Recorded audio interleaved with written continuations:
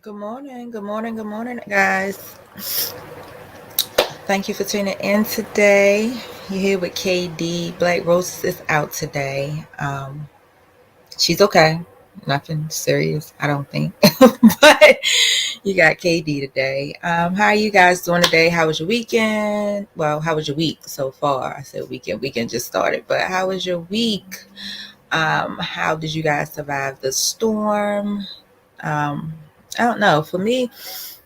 I wasn't really I wasn't really worried about the storm too much. Um, I did not think that it would affect this area. I thought it was just like a Florida thing, but apparently it came hot and heavy yesterday. Yeah. I know we lost power quite a few times yesterday while I was working. Um, which I don't know. I feel like it was kind of a good thing because sometimes customer service and these people,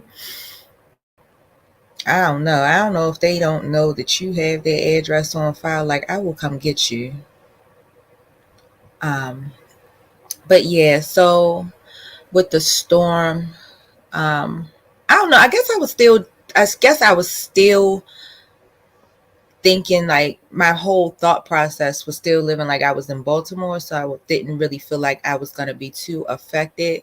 My mind was, however, and it didn't even dawn on me because the Hurricane Ian, it was in Florida. Well, it didn't start in Florida, but of course it hit Florida really, really hard. And I really didn't, I don't know, I just didn't take it too seriously because I'm like, okay, she's not in the major hurricane part of Florida until I believe I talked to her one day last week and she said they were getting the generator ready. And so I'm like, okay, generator, whatever. Power might go out. But yeah, my husband David, we were going to the store and he asked me, what was it? Thursday? Yeah, Thursday night we were going to the store. He asked me, he said, have you talked to your mother? And I'm like, no, I don't. I talked to her when I talked to her. I ain't really pressed. He was like, no, it's a storm. And it really still didn't dawn on me like, she all right, they all right. But yeah, so he's put me into like a panic mode. So I started freaking out and I'm like, okay, well, wait a minute. Let me go ahead and check on my mother.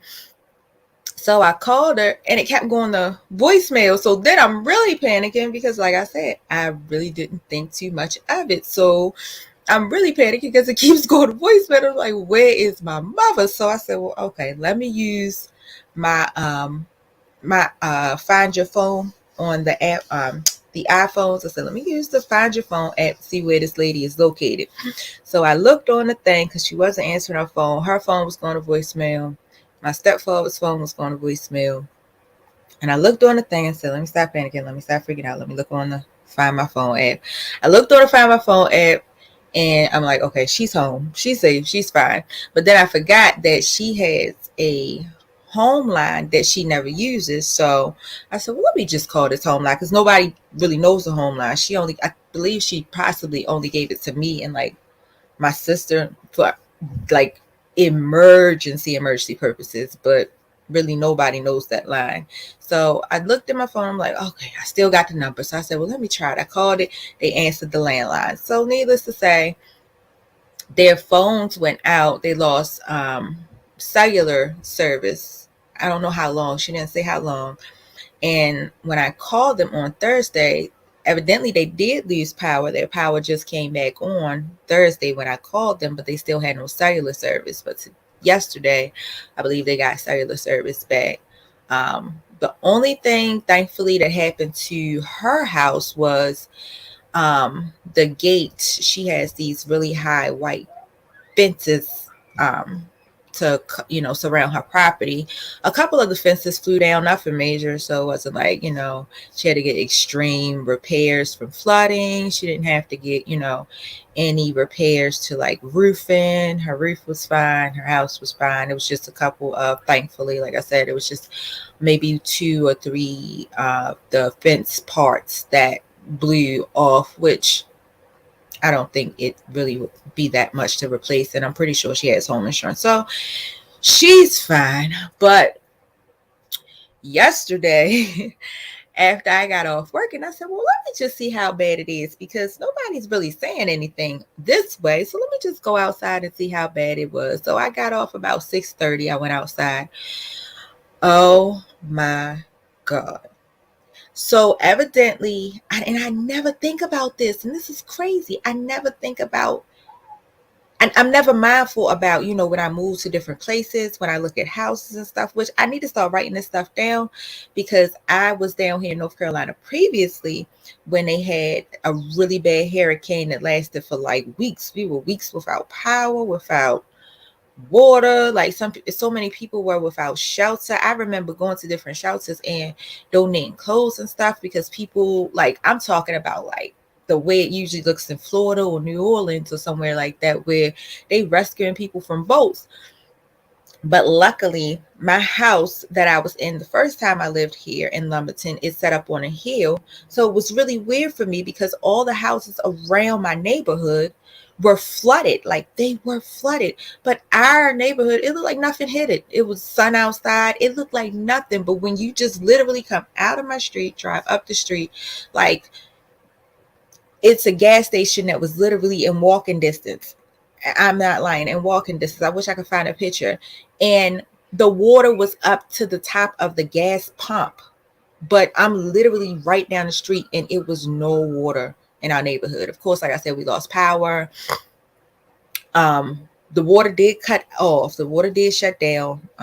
It did cause some type of, I forgot what it's called, with the water. It caused the water to stop coming through the town. So everybody, of course, lost water. Everybody, of course, lost power. But thankfully, there was no flooding at all. But when I tell you I went outside yesterday, yeah, I was sitting here looking like, I told David, I said, we're going to have to figure out a way to move this car, because when I came outside, as I said, I don't think about places when, I'm not really mindful about, all the things that could happen when you move into a place. Like I said, I need to start. But I came outside right behind our car, because my stepmother my mother-in-law, she has a driveway. So right behind our car, we parked behind her in the driveway, and literally right behind our car, just a couple feet, it looked like it was a mini pond. Like, I didn't know what to do. I was like, I don't know if it's snakes in this pond, because usually when flooding happens, those creatures come out, the snakes and the alligators and everything else. But I was freaked out, because I'm like, okay, we're going to have to figure out something. We're going to have to go outside. We're going to have to try to maneuver these cars, because her car sits under a carport, but the carport doesn't go out far enough to cover both cars. But it doesn't have enough room really to get both cars next to each other. So I'm like, okay, we're going to have to figure this out. We're going to have to figure out how to move our car up, especially because our car sits really low to the ground. We have like a coupe, so it sits extremely low to the ground. And the water was like steady rising. It really looked like it was a pond on the backside of our car, but this was all street. And I really still didn't see anything until I saw a car turn down the street. Like I said, I just went outside, I'm looking, but it really didn't dawn on me. I'm just looking at, like, from all the trees and everything that fell down within the yard. And then I saw a car turn the corner, and it was driving really slow, like it was thinking. And then it kind of looked like it was going to make a U-turn, but then it came back around. So I'm like, what is going on with this car? Is he trying to kidnap somebody? What is he up to? And then I looked, and I'm like, oh my God, it's literally like a pond, like a lake behind my car. So I was really freaked out. Thankfully, it stopped raining. So the water behind the car stopped rising. And when I came out early this morning, like I said, I came out this morning to check back on the car, because I'm like, if this water gets any higher, my car is going to float away. So yeah, I went outside this morning, dry as a bone. All you saw was like a couple of trees, things like that. But yeah, it was dry. It was dry as a bone. We weren't too affected by it, which I was hoping that, because I'm like, I don't think I can take being stuck in another hurricane. Like, literally, like, I don't know if anybody's ever been caught in the backlash of a hurricane. but it is terrible. You really don't realize how affected you are by, by the hurricanes, but you really are. Like when you lose power, like I remember doing that hurricane. I can't think of the name of it. It was about maybe 7 or 8 years ago now. Um, but um, sorry guys. Yeah, but you really don't think about everything that's affected. So like the store, because all the power was down in this whole county, a lot of the stores weren't open, and the stores that were open, their credit card machines weren't working. So if you didn't have cash, you couldn't get anything. And I really, like, I'm paying attention to everything that's going on around me. Like they were saying basically, like, if you don't have cash, our our credit card machine not there, so you ain't able to get nothing. And there were people out there literally in tears because people don't think about stuff like that. They don't think about that golden rule that your grandparents told you, to always have cash laying around somewhere, always have a mattress fund. People don't think about that. And that's something that luckily, it was really weird because I never carried cash, but luckily I did happen to have went to the bank. I don't know what made me do it, but I went to the bank sometime within that week before that hurricane came, and I happened to have a couple $100 in my purse. But yeah, for those people that only had credit cards, you got to think about it. When the power goes out, the bank's power go out, so you can't even go to the ATM machine and withdraw money. Like everything is affected. Like the gas pumps, they went out, and because it was so flooded on parts of 95, the oil trucks couldn't come in and bring gas. So like people literally had to walk, had to carpool to get gallons of gas. Some people, had gas stoves. People were trying to get propane. It was terrible. I don't want to say I felt homeless, but to be in a situation like that where you have to get up at a certain time and be at a certain location to, like, so I see it on TV. I've seen it on TV, that big old Hurricane Katrina that hit New Orleans, but never really was emotionally affected by it in a sense. So it just kind of, being in it myself is different. Like, you have to get up and you have to be in lines to make sure that you get your water before they run out, because you don't have power, you don't have electricity, so you can't even use your stove. So you have to be in this line with your kids waiting to get meals. Like it was I had to get in the FEMA line to get breakfast, lunch, and dinner. Luckily it only lasted like a week or two, but oh my god, I can really imagine those people who really lost everything, going into like the high schools where they had shelter for the high schools. And it was so many horror stories about people that had to leave like the shelters, because you have to think, if you live in like, a small neighborhood and the whole neighborhood is flooded, you don't know who your neighbors are. Realistically speaking, you don't know who your neighbors are. You don't know who else your neighbors have living in their homes.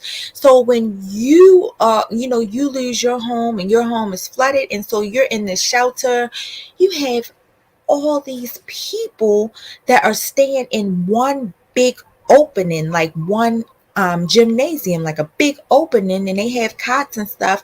And but imagine, as a single parent, as a, not even as a particularly as a single parent, I'm going to say, particularly as a female, and you have multiple kids, and you got a whole neighborhood of people, and y'all all staying in one gymnasium. There were so many horror stories about people trying to touch people's kids while they were sleeping. People had to sleep Like, they were in jail. They had to sleep with, so they had donations of clothes that, were being collected for the people in the shelter. But people said they had to actually sleep in their clothes. Like, they had to pile clothes on and sleep because people would take in a shelter. Come on, we are all in the same situation. And in the shelters, people were trying to steal their clothes because, this person happened to run across coat shoes or Michael Kors jacket, and that person didn't get to it fast enough. So you got people rummaging through your stuff. Like, come on, we are all in the same situation. This should be like the least that somebody has to go through or worry about, but it's awful. Then there were stories about the stores that were open, particularly those mom and pop stores, which you guys should really be ashamed of yourself. There was so many mom and pop stores in Robeson County, North Carolina, who were taking advantage of FEMA and Red Cross donating water and stuff like that. They would have employees go out, stand in the line, collect this water from wherever they had these locations where they were selling, where they were giving away cases of water. They would have employees, family members stand in line, collect this water, bring it back to their store and overprice it. Like, literally. And it's no lie. People went in there with their cameras, like, it recorded them. Like, this is ridiculous. This man trying to charge me $15 for a 48 case of water. And it clearly says on there, I think it said Kirkland's. That's how you knew a lot of stuff was donated, that they were putting in their convenience stores, because they ran out of supplies too. So they had people standing in the line and they were putting it back in their convenience stores and then trying to sell it. So for a 48 case of water where you gonna get about $4 maybe at Walmart, $3.29 if it's on sale, they were trying to charge these poor people that couldn't get to the water $15 for a case. That is ridiculous. Like, you guys ought to be ashamed of yourself for taking advantage of these people. Like, it was terrible. There were stories that in the shelters, Red Cross people, when people would donate like clothes, and like I said, they would donate name brand clothes because these people, people was donating clothes from everywhere. So people, you saw, particularly, I know that we went when I worked at the doctor's office that I worked for. One of the doctors that I worked for, she wore a lot of name brand and things like that. And so she decided, you guys, come on, let's gather our clothes and stuff and let's go down there as the medical office of Trinity Urgent Care and make a donation of clothes, shoes, socks, whatever we have available, for those who are less fortunate than us. And she had some really nice stuff. She had Michael Kors. She had a lot of Coach, Nautica, Polo. Like, she had some really nice things that she really didn't need, that she donated. And they said that the Red Cross people, because the donation area was separate from where the people actually stayed that needed the shelter.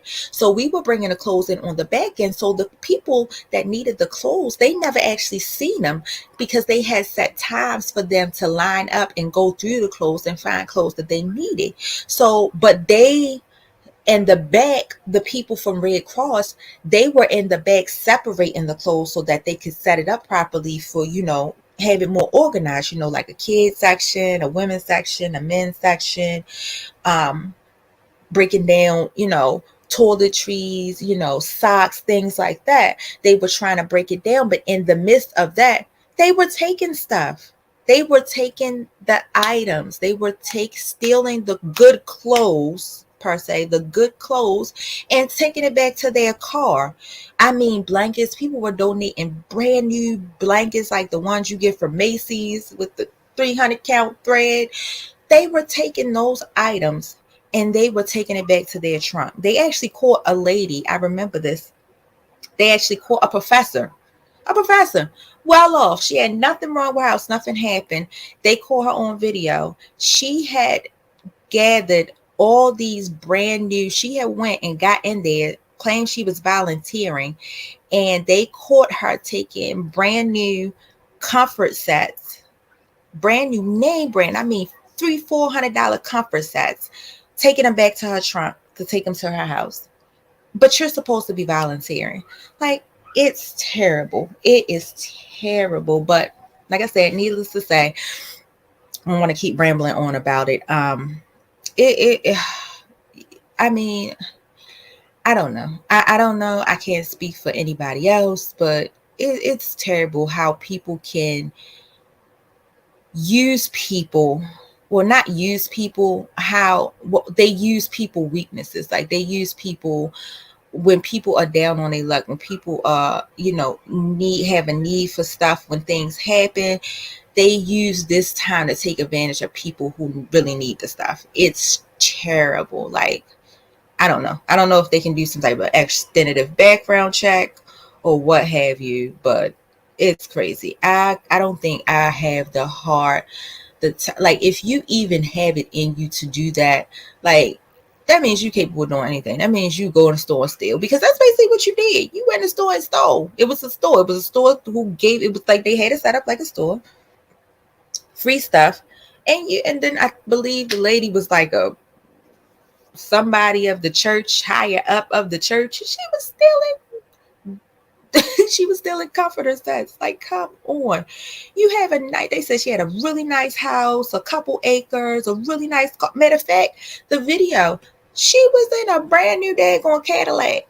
Brand new Cadillac. And she was taking the stuff and putting it in her trunk and taking it home. Like, really? You can't, come on. You can't use people's, disadvantages to your advantage. Like, that's really ridiculous. But like I said, needless to say, anyways, it's fine. It's clear outside. I went outside earlier because I didn't have my coffee, but it's clear enough that we can go around. So I thank God for that. It wasn't as bad as I thought. My car didn't float away.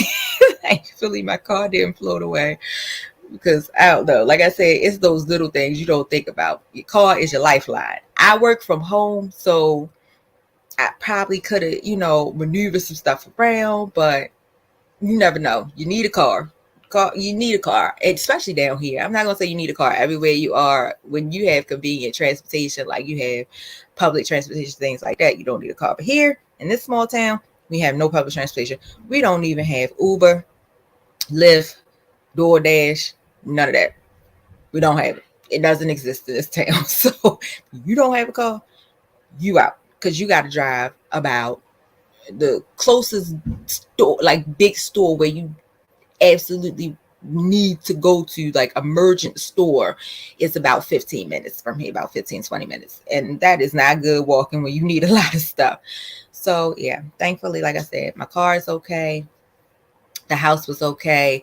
It was just one little thing on her roof that blew. It wasn't her roof. It was something that was on her roof. That was like on the front part of her roof. But she said it can go back up there. It's done it before. So thankfully we're okay. My mom's okay. I don't know how bad the storm is. I don't think it's too bad coming back to Maryland. I think my cousin said they were just getting a little bit of drizzle. So hopefully that's done and over with. But I really forgot how bad these storms can get down here. So now I'm second thinking. I was talking to somebody yesterday. And here's the question. Do you prefer to be down south with nice weather, but then you got hurricanes, or do you prefer to be up north where it's cold weather a portion of the season, like extremely cold weather, and be stuck in a blizzard? I don't know. I feel like with a blizzard, once the snow melts, you good. You still not even that confined, even when you have a blizzard, depending on where you are. You still really have some type of way to get out. A lot of things don't shut down up north. Well, particularly Maryland. A lot of things don't really shut down too bad. You still have some buses that are still running, some still public transportation. You got people out here hustling. You got, what do they call it? You got hacks, you got lifts, you got people really still out here hustling. Because, was it about a year or two ago? Me and my cousin had to go fly to Florida, and I think it was like in January, and it was like a real bad storm where it was no traffic on there. Our Lyft got us there. Our Lyft came, picked us up. It took a while because the snow was really bad. It was a bad blizzard, but he got us to the airport. So I'm gonna just say that up north people, they hustle. So that's the bigger advantage. But I don't know. I guess I would choose blizzard. Because, like I said, the snow eventually melts. You can still drive in it if you really, really need to. You just have to be a little bit more mindful. The black ice, but like I said, you just have to be a little bit more mindful. You have to drive a little bit more careful. Hurricane season, I don't know, because those, I don't know what they call it, those puddles that they have, those puddles can be deadly. Like, you can misjudge. I've seen people try to drive through a puddle which looked like a tiny puddle, and then before you know it, the whole car went down in the water and now they stuck. So I don't know. I think I prefer, even though I hate the snow, I think I prefer the blizzard over the hurricane. Even though they had the same amount of things, power outage, but yeah, I think I'm gonna take the blizzard over hurricane if I had a choice. But anyways, guys, so I wanted to get into a hot topic for before I got into the actual topic. The hot topic for today, I wanted to talk more about that PNB rapper that got killed at Roscoe's Chicken and Waffles. So I saw originally when he was shot and killed at the Chicken and Waffles.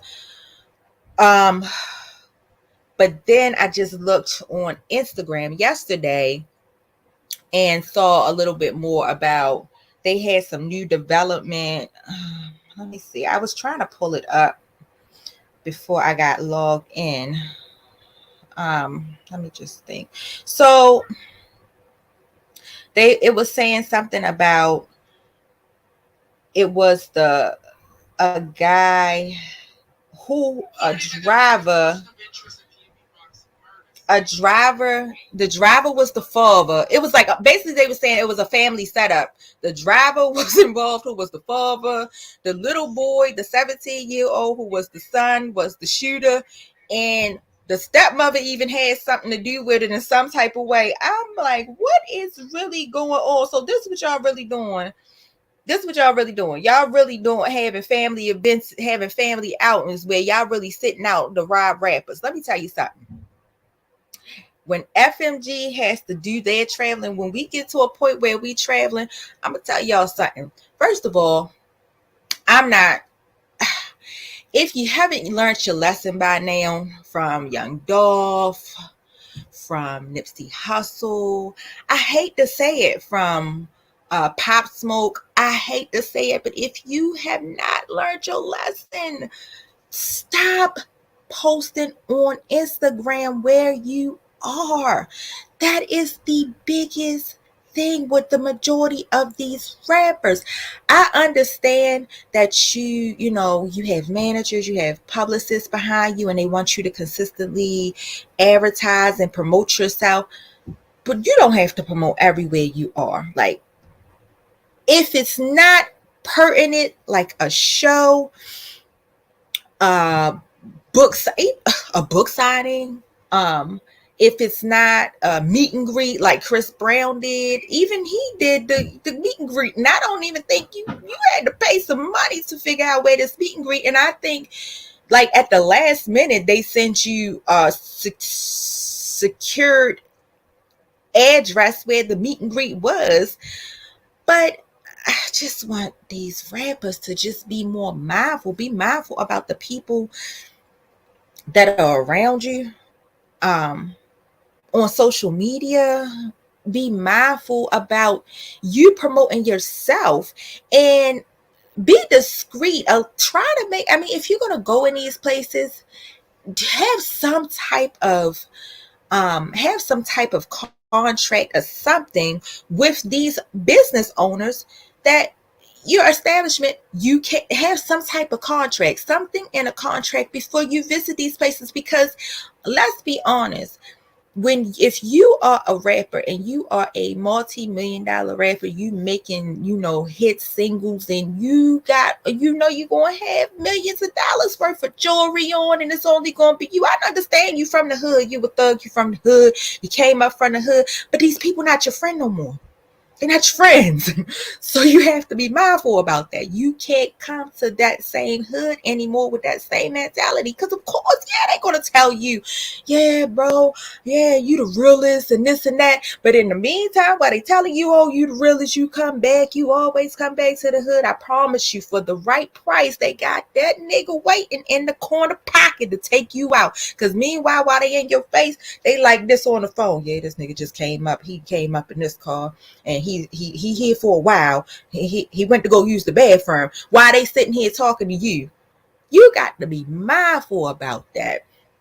And like I said, just have some type of contract with, do not post me. If I come into your establishment, if I'm a rapper and if I'm an artist, if I am a celebrity and I'm coming to your establishment, one of the clause in my contract, do not post me. You can post me when I'm gone, but do not post me. Do not advertise that I'm here. Like, it's crazy. Like, you pinpointing, like the young Dolph. The business owner had posted on Instagram a few hours before he got there that he was coming down to the cookie shop to get his famous cookies, because that's his favorite place. First of all, if it's in the hood, they got DoorDash. Deliver it to me. Deliver it to me at a secure location. I'm not coming out there, especially if it's in a hood. My thing is, as a record owner, as a record label owner, and for the security of my artists, now my artists, they don't play. You can come up on them if you want. You're gonna get yourself embarrassed. You can walk up on them if you want. You're gonna get yourself embarrassed. We think a little bit smarter. They did try it with us one time in Atlanta.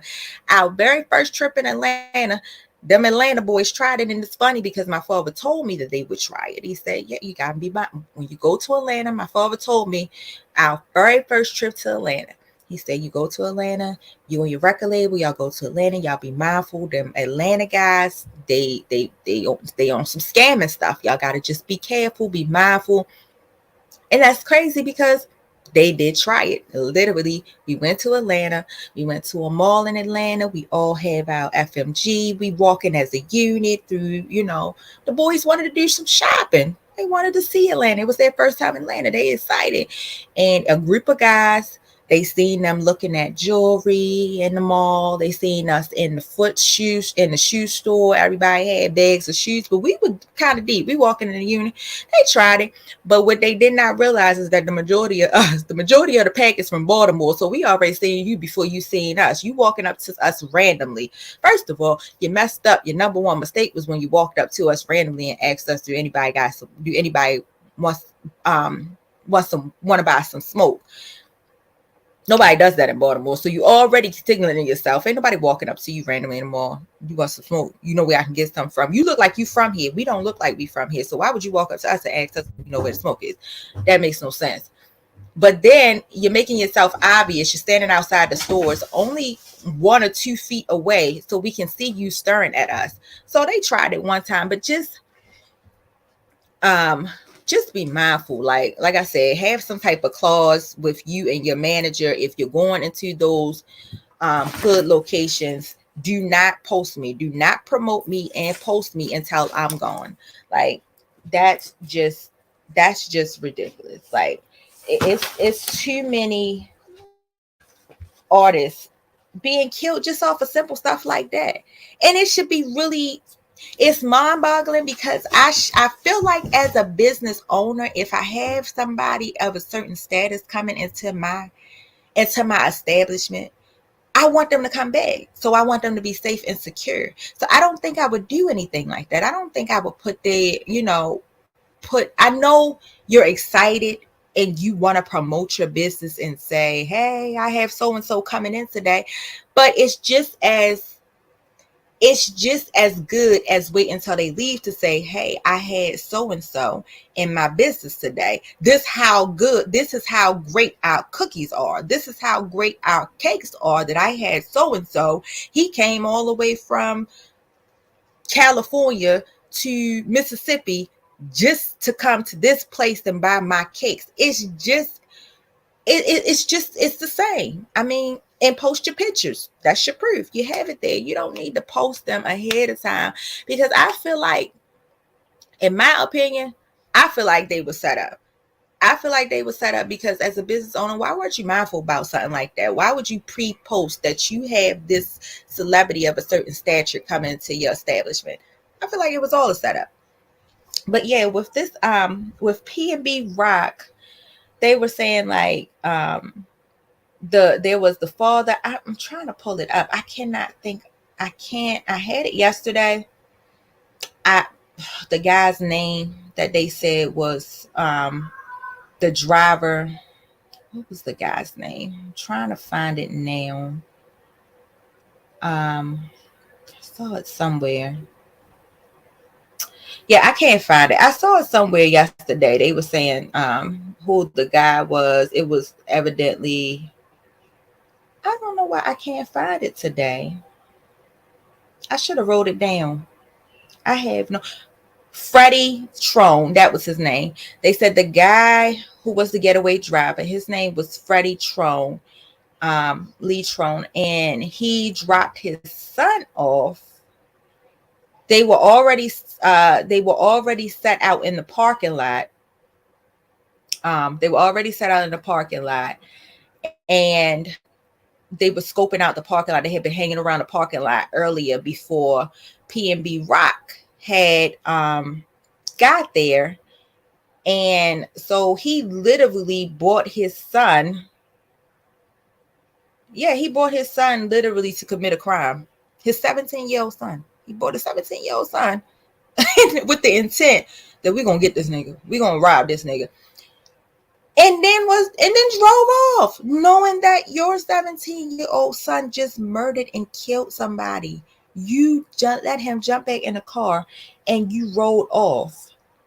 It says the stepmother. It says the stepmother was arrested for as an accessory. I don't know how her involvement was. I'll have to get more on the story about her involvement. But it says the stepmother, Chantel Trone, she was she was arrested as an accessory to the whole situation that happened. But like, really, you having a whole family event. So that's what y'all do. Y'all sit home during the daytime while everybody else is working. Y'all sit around during the daytime and plot who y'all gonna rob. That's what your dinner conversation is about. Yeah, you know that nigga coming to town. We gonna have to figure this out. How we gonna come up on this lick? Is that really what's going on in houses right now? Like, come on now, come on. I think that's part of everyday scammers, robbers, criminals. But I think on the other side of it, even like you said, the store, why would you promote that this person is coming in if it's Right, not a signing or appearance? This man is just right. coming in to buy something. So That's the it's same thing that that happened to Young Dolph. That's what happened to right, Young Dolph. They promoted that he was coming into the cookie store prior to him coming. exactly. That makes no sense But to me. I feel like it's it's a the setup. fault of everybody because we're in a space where when you are a celebrity or you're a coming up celebrity, you gotta Hmm. stay real and stay true, but you You also want don't. to floss, you want to show You don't. off. But You don't hit that's crazy. the discussion that I had. It was crazy because I had a discussion with my Uncle Charlie yesterday. Hey, Uncle Charlie, that's who should have been And your guest today. I told him, he was like, "No, I'm just gonna give you some advice. I ain't gonna come on there." I'm like, "You ain't even gotta show your face. You can just talk. You can just put a picture up and you can talk. You don't have to show your face." But we had a really good long talk. And for me, it's like you don't have to be, which is what he said too. Like, you don't have to be loyal to your neighborhood. You don't have to But be. that's a part of the formula now. That's they don't have to be. They know they don't have to be. But for them to get likes and all that, the new wave is I gotta show everything. Well, then So you if I need don't more show everything, you security. won't want to like me. then you need more security. Bring more security with you. Don't try to, you can't still live that same lifestyle. You can't still come into that same hood like, oh yeah, I'm a hood nigga. Cause you're not. I mean, you are, but you're not. Cause you Yeah, but never know. that's a part of the clout thing. Like if I need security, then I'm not about it. And you rapping about being hard, but you got eight, security guards. So that's like for them, like I don't need no security. I'm good. I'm good in the hood. No, you're not. You You're really not, not. sir. At least That's why wear a most light. celebrities move away from the hood when they get money because they become a target. Right, exactly. But you don't. I'm just gonna tell you by far. When we get to our status, when FMG, my record label, gets to our status, I'm not coming back. I don't owe nobody nothing. You didn't help me get here. I don't owe you nothing. I don't care what you feel. It's I a don't care what you so think. so I don't. that You that's don't owe the me nothing. other extreme. But there's a balance. It's a balance in everything. You can't just be like, fuck Baltimore, fuck them. You it has to be a balance where you're planting the seeds that you are reaping from, but at the same time with common sense. If Right, you're sitting there with thousands and millions of dollars of jewelry on and all this money right. in your pocket and all this new flashy car, you're not just gonna go sit in the middle of Lexington Market. It's just not gonna Exactly. happen unless Exactly. it's a plan and a strategy for it. But Exactly. a lot of these people trying to be so, down that they doing dumb stuff and they dying off of it. Right.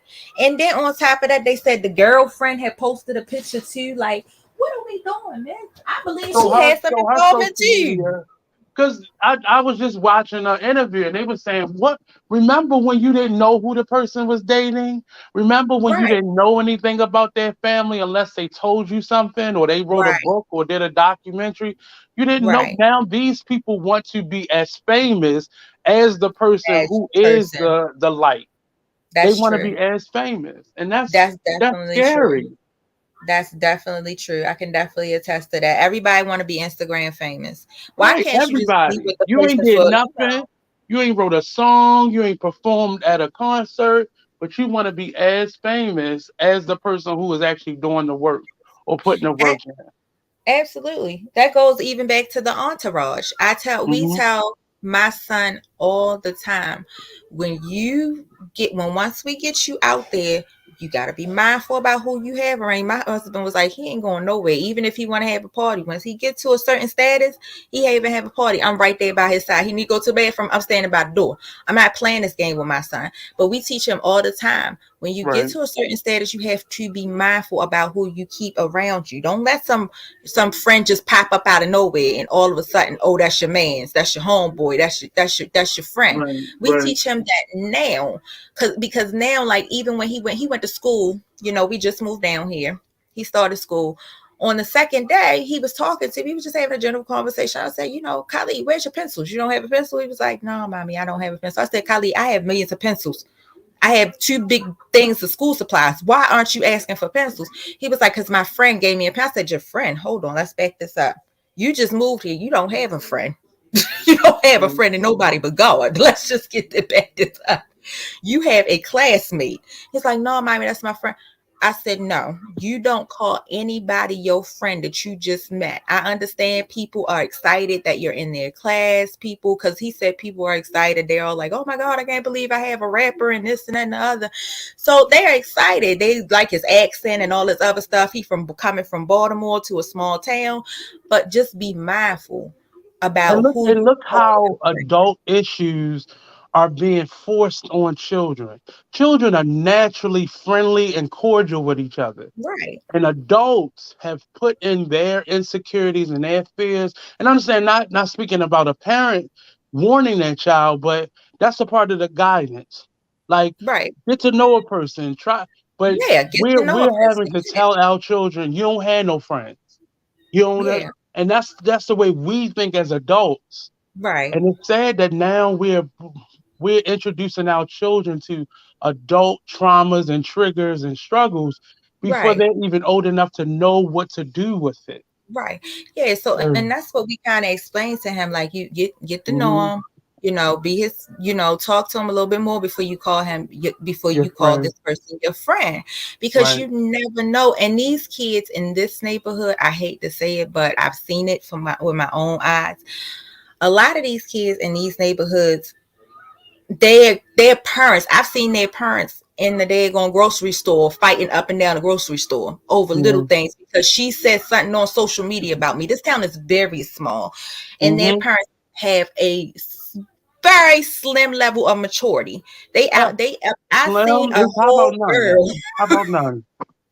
I had seen a girl come and drag another girl down the grocery store aisle. Her kids is in the cart crying and screaming, "Somebody help my mama."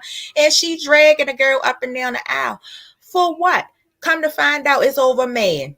She done posted on social media, "I'ma beat everybody who I find out messing around with my man." No, go home and beat that man, miss. That girl ain't got nothing to do with it. And That's pretty much like right though. That's called if common he sense, keep allowing her to come suck his thing, that's your problem to deal with. That's your man, not hers. right? What she owe you? Nothing. But I you'd don't, rather sit here and drag this woman instead of addressing your man, because instead of he just leaving gonna find him, the next one, or he might go back to her. You done knocked the teeth out, so it might be better. So now he going back to her again. Just gonna make it a little bit more secure. That's true, Indira. That is definitely true. it's the weirdest thing. I mean, just in the last couple weeks, I've had so many conversations because I was forced to bring a parent in for a conference. Mm, And the one thing that they all say, well, he or she is just like me, so I understand what you're going through. So mm, you've put this in him or her, and yeah. you're not changing your behavior. Or they'll sit there and they'll be upset with the teacher for disciplining their child or Right. talking a certain way to their child, but you know how you need to be talked to calm you down or to bring Mm, you back in line or in balance. But you're comfortable. I just posted something about this. Be mindful of how you demonstrate how to handle situations in front of your children, definitely. because they Definitely. go to school and they talk to teachers and other students the same way. They cussing without even knowing how to cuss. They just And they, mimicking what they see you do.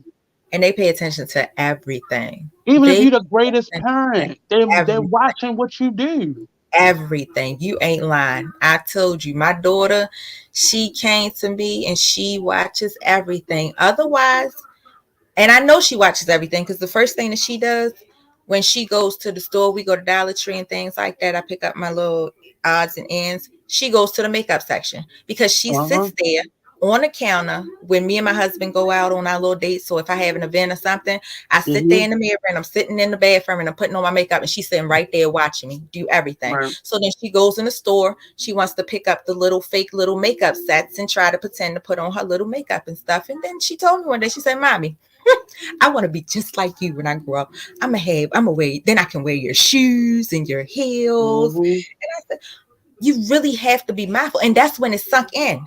Surprisingly, I'm not gonna lie about it. I'm one of those parents. I don't think about stuff like that. I just think about how to raise my kids, but I don't think Because about I think the assumption, and what I've noticed, I think the assumption that parents have is they don't know nothing about that. So they're not going to be interested or curious about it. right. And they don't have knowledge of it. They don't. Right. But what they're doing is mimicking. I remember Mm, one when my sister we was really young, and my little sister got into a phase where she was cussing. And she mm, one day we was in the living room, we was home alone with our great grandmother, and she was cussing. She was using words, but she sounded like my mother and my aunts. mm, And she mm, was cussing and cussing, and me and my great grandmother could not get her to stop. My mm, mother walks in the door and her back is to the door, so she don't even see my mother. And she's cussing and cussing. And my mother is standing there with the most shocked look on her face. And the mm. first thing she says, "Where you learn that shit from?" And not disrespecting my mother, but my mother and my family, they're cussers. They love to cuss. My Right. mother's favorite word is motherfucker. And Mm, that's how she got it.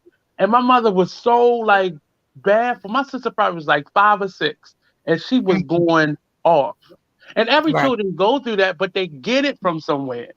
So right. when they talk That's to like people, that's me. what they're demonstrating, what they've seen, not what That's you like taught me them. when I grew up. That's like me when I grew up. I can't say that I remember, particularly because of my grandmother. My grandmother was really into church and everything Hmm. like that. So that's one thing you did not do. You did not. You couldn't even say yo in front of my grandmother. You was gonna get a sit down and she was gonna talk to you. You come in that house talking about yo this yo yeah. She look. What you say? What did Hmm. you say? You can't. You couldn't even say yo in front of her. You had to have your pants. It's funny because to the point where when I met my husband and we would go visit my grandmother, he already knew. Let me make sure my Hmm. belt is fixed, my pants is full straight. Yeah. He'd come, you walking in here, pull your pants up. You walking in here, Hmm. you talking. You nobody could curse in front of mom. You better not curse in front of mom. I've never even heard my mother as an adult curse in front of my grandmother, who was her mother. As an adult, I mean, I'm like I'm like 17, 18. So you know my mother is up there in age and I have never heard her curse in front of my grandmother. But I also can't remember my parents ever cursing directly at me or my brothers and sisters. Sit your ass down or get your ass out of the kitchen or any Or if they did, they made a point to say, this is not what right, you say. Now, right. it's The not to say only that you didn't try to cuss when you Right. were Yeah, not that's what I was around getting your ready to say. mother. The reason how I learned it is because even though they didn't curse directly at us, I was trying to be Hmm. grown. So I'm listening to their conversations when they Yeah. talking to their friends. Now they friends, they out there, yeah, girl, that goddamn her ass a mess. And that's where I was Hmm. learning my words. But my mother didn't know because I'm hiding, listening, trying to be trying to Yeah. be grown. So I want to hear the conversation. But never directly to us or towards us. So that's where I learned it from. I learned it from Right. being nosy, from hiding in the corner and listening. So her talk about Shirley and them down the street. Yeah, Shirley ass thought she was cute the other day. Ooh, ass. I can say Hmm. ass. Yeah. And it's So and it's a part of life. Your children are gonna try things, but you oh just yeah. have to realize your children are listening when you don't think they're listening. They understand things that you, especially in today's world, they understand things that you don't think they understand, and they're Right. picking up every Everything. social cue that's in front of them, and what sticks to Everything. them or what feels good to them, they're gonna do it. My mother Everything. used to think I was an angel, and for the most part, I was. But when I wasn't around her, I knew what my limits were. But I didn't Mm-hmm. have much time not around her in those years where I would have tried those things. So by the time I got to So middle school and high school, and my mother wasn't teaching in my school anymore, like I could, try things. But at a certain point, I didn't even want to do it. Because by the right. time I got to that age, it was like, y'all sound stupid. But Right. just knowing that your children are picking up, and it's not a knock necessarily to your parenting, but to you as an individual, because you're doing this without thinking about it. Or if About you it. cussing Yeah. out the father, that's how your child will go to school and cuss their teacher out. Right. I've had Right. so many children cuss me out, and you know that this is something they got it from home. Cause you Right. don't know nothing about me, bitch. You don't fuck you, and it will just come out their mouth like butter. And then you Right. like, where then you meet the parent and they so, well, I don't do that at home, and you like, you see right through the trick. Right. But just know, like, it's not that you're a bad person or a bad parent. Your children just are sponges, Mm-hmm. and Or they they gonna learn soaking it up on the everything. outside though. That's the other thing. They're gonna learn it outside. See, like I said, Right. one thing that my grandmother taught and installed in me, and I use on my own kids. You said what? Yo, watch your mouth. So now it kind of pedals down. Now that I have Right. kids, I'm like, what you say? Hey yo, but they rarely use it. But I do know they never said yo until they got here and started going to school. The first week of school, I Mm-hmm. overheard my two oldest boys, yeah, yo, cause yo, I said, wait a minute, because the whole entirety of them growing up, they've been Right. saying bro to the point where they got my daughter saying bro, yeah, bro, cause bro, yeah, bro. And Mm-hmm. literally, as soon as they got down here, I'm like, I heard one of them say, yo, I'm like, wait a minute. Cause I was okay with bro. That's what they talk. That's how they talk. That's their lingo. It ain't cursing. It I ain't hate too bad. that. They I'm saying just bro. What's don't up, don't bro? be okay with that. when my students refer to me, say, bro, I something happens in me. And Right. it just, I don't like it because they don't know boundaries and they Right. understand, and some of what they're saying is fine because we had our own lingo, but Mm-hmm. my mother was really adamant about you don't talk to an adult like that. You go talk to Yeah, your friends like that, I do say that. right? That's one thing. That's Hmm. one lesson that I do teach. Be mindful about you don't talk to adults saying certain things. Now Right. I don't care. Y'all can judge me. I give my kids a pass. They get a pass when it comes to bullying. When it comes to bullying, because some of these kids don't have no chill. When it comes to bullying, you say what you want. If they call you you call it right back. Say what you want, but just be smart with it. Don't get caught. But So can I as can I far add an amendment to that? you said So what? specifically, amendment to that. So Yeah, specifically, it's a while they're limit. in Yeah, school, and my it's a mother was limit. the mother was like, if he, she, or anything in between hit you, you hit their ass back. Yeah, But if it's a that's limit. only if the teachers or the adults around you have ignored you or have not done Exactly. anything about it. And that's exactly what I've taught. Yeah, that's exactly what Hmm. I taught. Because let's be honest, they can't always see everything. A lot of these No. schools are so overcrowded. Teachers can't. I don't want to say they don't see anything or they not paying attention. Some of them don't. Some of them are too scared because they don't know what that child got. They didn't go pocket or And I'm they not, even book if you bag. see it, sometimes looking at a situation, it doesn't look as big to the adult as it may be to that individual that's getting bullied. Correct. So That's sometimes you have to pick and choose what you are disciplining a child with in school because right. you don't want to always be on a child because then that makes the Right. child Definitely. either fearful of you or disliking you. Just And like you, so or you just want to not pick want to and be in choose. school. But that's why one of my rules in my class: don't get up out your seat, don't open your mouth if you don't raise your hand, because Right. that always makes me know when there's a problem versus they just want to do something, and it's Right. just, oh, I'm done. I'm done. No, I'm literally like it got to be so stressful that I walked off my job Friday. Mm. Won't be returning Monday. Oh, I was going And to ask you that. Are you returning Monday? Oh God. no, I just can't. It You're just not the only one. Let me no. tell you. Now, how long have I been down here? I've been down here for like a month now. Hmm. In this month that I've been down here, my high school child David, he has lost. I think he has maybe one teacher left. Within the first week, three Yeah. teachers walked out within the first week. And I'm gonna And tell you now why.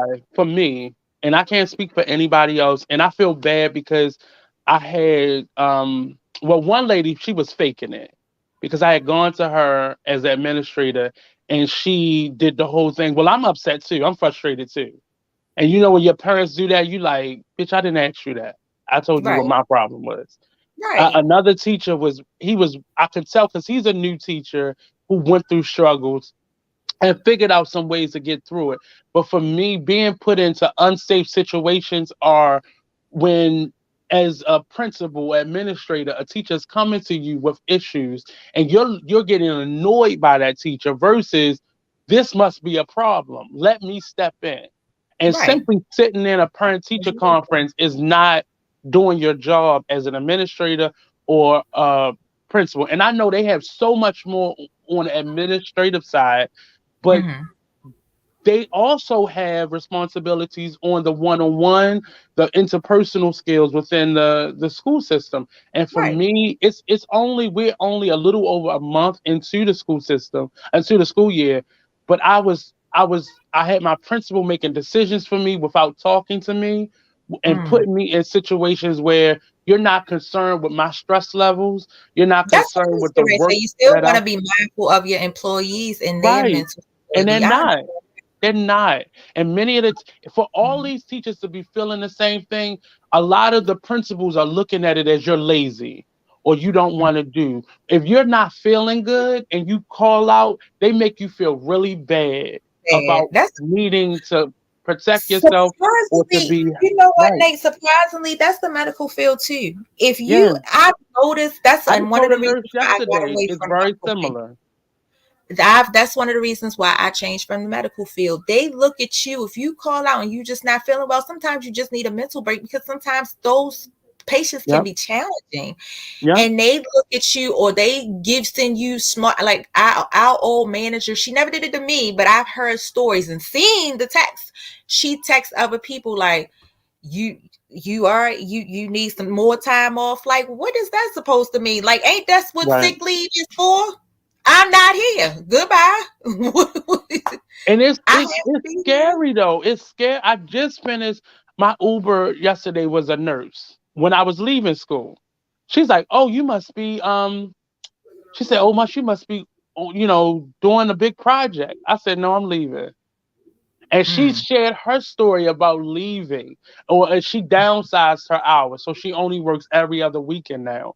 And mm. it's stressful because I have a home to take care of. I have bills. I'm Right. an adult, but you have to make choices for your greater good. If something's not serving you, get the hell out of Dodge. Get I like out, what Indira leave. said, and Dora Hmm. said, I got out of the education system because these children arrive with greater difficulties and less boundaries. It becomes an enormously Ooh, and then we dangerous. going out to eat with her. We when you come back, That's we going out true. to eat with Endeavor because That's it. true. My administrator came, the same lady who kind of was sarcastic with me when I brought her the issue. Like I was doing, I I'm used to a certain grading system as an art teacher, and Hmm. they implemented a different policy for me to do it the way the rest of the teachers were doing in general. This Yeah. all my years in doing it, and I got it wrong because you didn't show me what you wanted. You just sent me videos and literature. That's not my learning style. Show me. Right. Show you. And I Yeah. had asked for the help, and they just sent me the same information again. So Mm. when I got it wrong, this same So lady that's was no being support. sarcastic. You're not giving me support. Yesterday, so before I left out my house, I sent my principal a text message and let her know this was my last day. And I let her know if she did not want me to finish out the day, let me know, and I'll come after those classes are over to pick up my things. If she did, I'll go through the day. I won't say anything, and I'm gonna just treat it as normal, and I'll just transition my way out. They Hmm. didn't allow me to do that. They had already begun to talk amongst themselves in front Mm. of children. Children are the worst gossipers because they Hmm. don't even know what they're really hearing. They're just gonna hear something, they hear name, and this is what happened, and they're gonna go Mm. talk to each other about it. One of my Hmm. students came to me and told me I was fired. And I was like, what in the world? Where would he have gotten that from? Right. And How it's would just he know what's it's a going on before you battling even got system. there?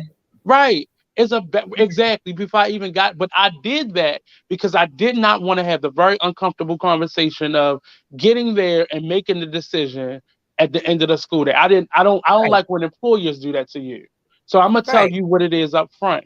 And it was a really hard decision. I prayed, and I pushed send, and then I went to work. And all she sent me back was thanks for the update. She didn't talk Mm. to me out the day. She didn't pull me to the side. She sent various individuals to come to me to say, please don't go. Like, what is the real issue? And all I could say was the person who gave you this bit of information, go back and ask for the rest of it. Right. Because clearly we'll understand that you can't keep shifting teachers and moving somebody that's dependable. You know that this person is dependable, but you go keep putting more on their shoulders than what That's is any employer. necessary. That's Right, any that's any employer. I've had the right. same experiences in the medical field. I had the same experience where the Hmm. person that does their best is the one that they're going to keep pushing the work on. The person that they know is going to get it done, rather Without than give even it to somebody consulting and we or all anything. getting paid the same. We Hmm. all getting paid the same. They'd rather put it on somebody that they know it's going to get done, and it's not fair. That's why I left. I can't deal with that. There, so many times my She can't manager, even get it out. because it's stressful, like so many times, to the point where, and I used to be the person like, okay, it's got to get done, I'll get it done. But my last straw was when I went on vacation and I told this lady I did not want this position. It was more work, but it was the same pay. Well, she tried to say it was the same pay because it wasn't really a title change, but we heard from sources that had been there for like over 30 years that said yes, the person that was there, Caucasian, before Mm-hmm. you, before the other person got there. They were getting paid more than what she's saying. They were getting paid way more than what she's saying. So for her to say, oh, it's not really the position that they're trying to say it is, she got paid the same as everybody else. No, you trying to play. So no, I don't want the position. But because she knew that I could get the position done because I was already doing it temporarily because the person got sick, I was already doing it temporarily. I said, I will do it to help out temporarily. But the person ended up not coming back. She ended up just putting in her 2 weeks. And she said she couldn't come back because from getting sick, she realized it was from the job. So her Right. mental, her mental was like, no, I'm not coming back. I can't do this. So she said, she sent out an email just before I left. If anybody would like to, step up and take the position, just send it out to me. Just let me know. And it's 40 of us in there. 40 of us in there. Anybody. You send this email to everybody. Why did you wait? So I come back from my vacation in my email. First, she sent me an email and asked me personally, well, I wanted to reach out to you because I noticed you didn't really put your bid in for the position. And I'm not. I'm not putting my bid in for the position. So then she tries to play slick. I said, I don't want the position. I'm good where I'm at. I don't want that position. I don't want to move over there. I've heard a lot of horror stories about, first of all, we had a separate station for the nurses, and all the nurses were from Howard County. From Westminster. They said all Mm-hmm. those nurses in there were racist. Like, they cordial with us black employees. They cordial because they have to be, but it was said that multiple occasions they've expressed they did not want an African American in there with them. So I already said no. And if I get the position, I'm not going in there with them. I'm not going in there with them. I'm fine. I could do that job because I've been doing it because I took over temporarily. So I've been Mm-hmm. doing this job plus my own job at my own seat. So why do I have to move? So that was the other thing. So when I told her, I said, no, I'm not interested in the position. The position that I wanted that offered more money, y'all gave away to somebody who calls out every week, and now y'all feeling some type of way. Y'all trying to do some rearrangement. No, give her that position because she called out any week and every other week anyway. Right. So after I said no, I turned it down. She sends out an email and try to be slick, going say, yeah, well, we still haven't found anyone to fill a position. So for the remainder, we're going to have Shakia move over to the nurses station and take over. And we're going to have somebody temporarily. And I said, no, I'm not. Watch, I don't move out the seat. And you can't make me move to the position I don't want. That's not in my job title. So what you going And to do? that's Fire? and You see, can't. and that's very similar to what made me choose that, because you're putting me in positions, and because I decided to come back to the school system at this end of the pandemic as a substitute, because I didn't want, it wasn't about the responsibilities, but I needed to figure some things out while I still was working a job, Right. and I was able to do it. But as a substitute, you have different spaces that you could be in. You could be somebody that floats all over the system. You could Mhm. be somebody that floats within a certain school, Yeah. or you can Yeah. be somebody who comes in and fills a certain position. And that's what I Mhm. chose at a certain school because I didn't want to move around. And I had been dependable. I had brought a level of discipline and classroom management that these students wasn't used to, from a black man. And I kept saying to her, like, something needs to happen. But because this school is being shut down at the end of the school year, a lot of people have checked out.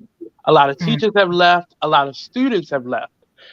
So they're down to the bare bones of a school, and I understand she's just trying to get to the finish line. Right. But in the meantime, you are abusing individuals that show up Well, and do yeah. what they're supposed to do. I was commuting at the beginning of the Absolutely. school year. So not only was I commuting, but I felt like I was putting more money, investing in me being able to do this, more money Right. than I was getting out of it. So Right. putting more responsibilities on me was like, no, I'm not getting paid for that. So no. And That's and why and I it's say really unfortunate because at the end of the day, your children, all of your children, are going to suffer because they are.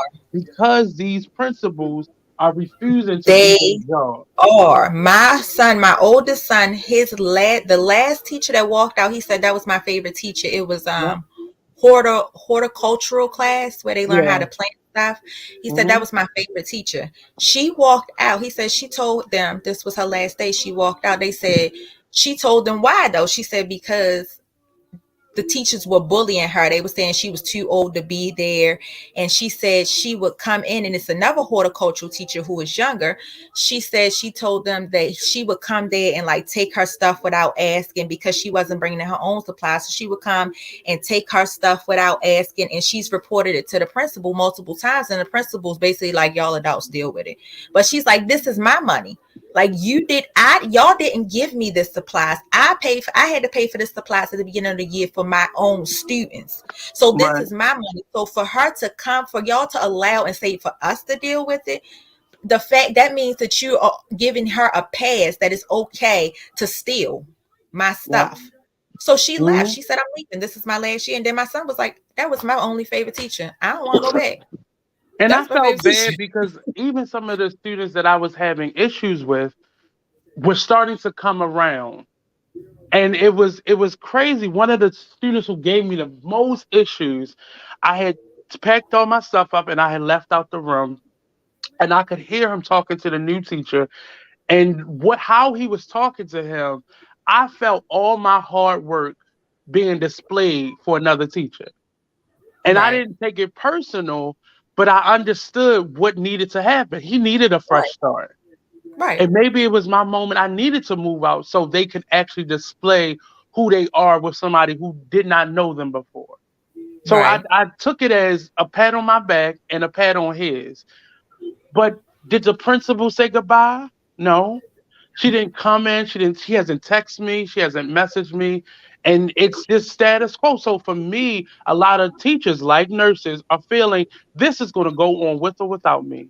And sometimes Mhm. we obligate ourselves and allow people to obligate ourselves to their foolishness, to their mess. Correct. And I said, I'm not doing that any That's longer.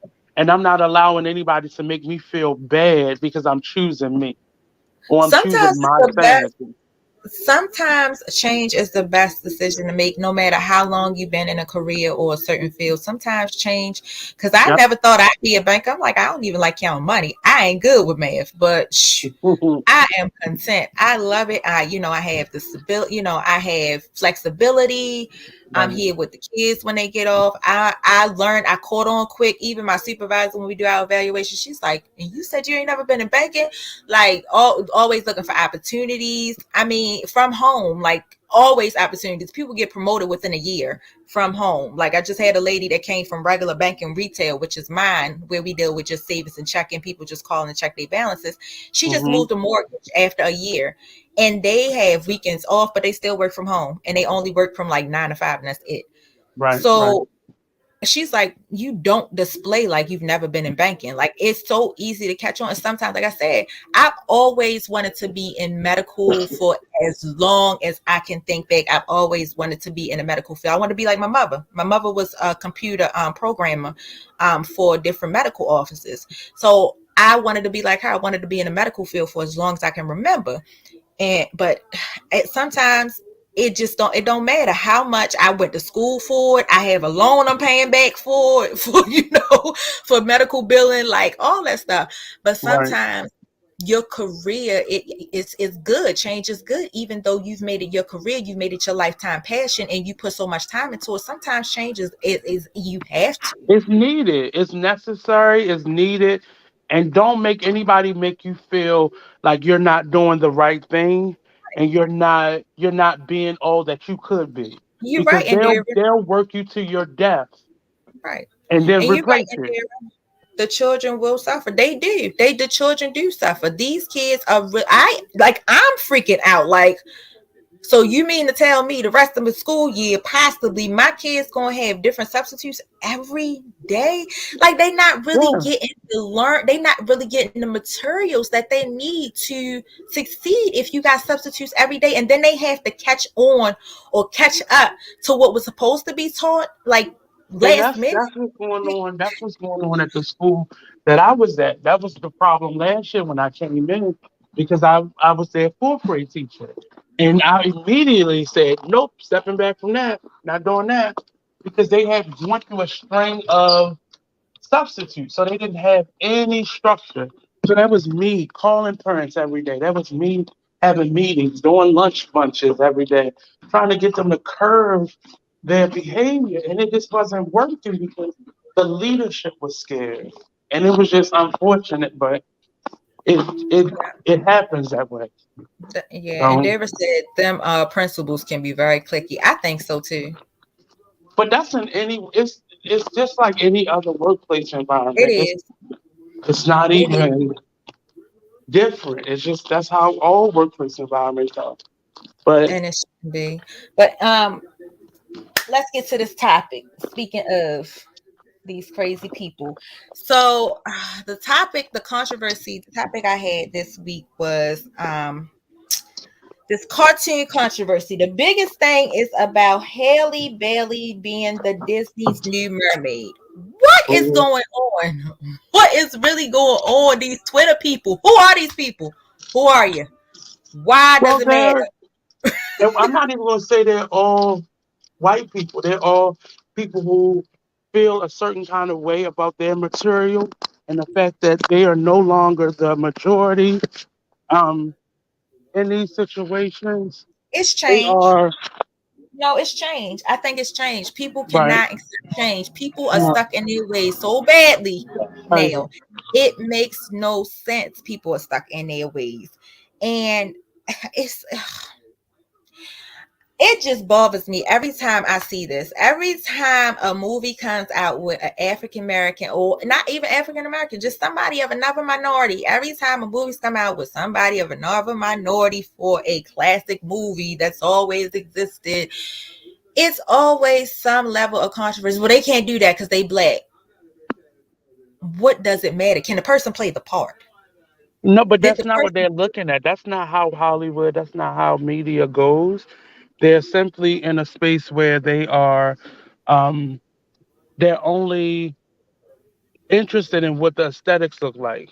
And I'm not even saying everybody is racist, but they're just this has been a type of person. These are cartoon characters. This is not based off Right. of a real person. And even when These it are is, we've seen exact. on their side they've been willing to replace and put people that are not traditionally in that space or not don't look nothing like the person.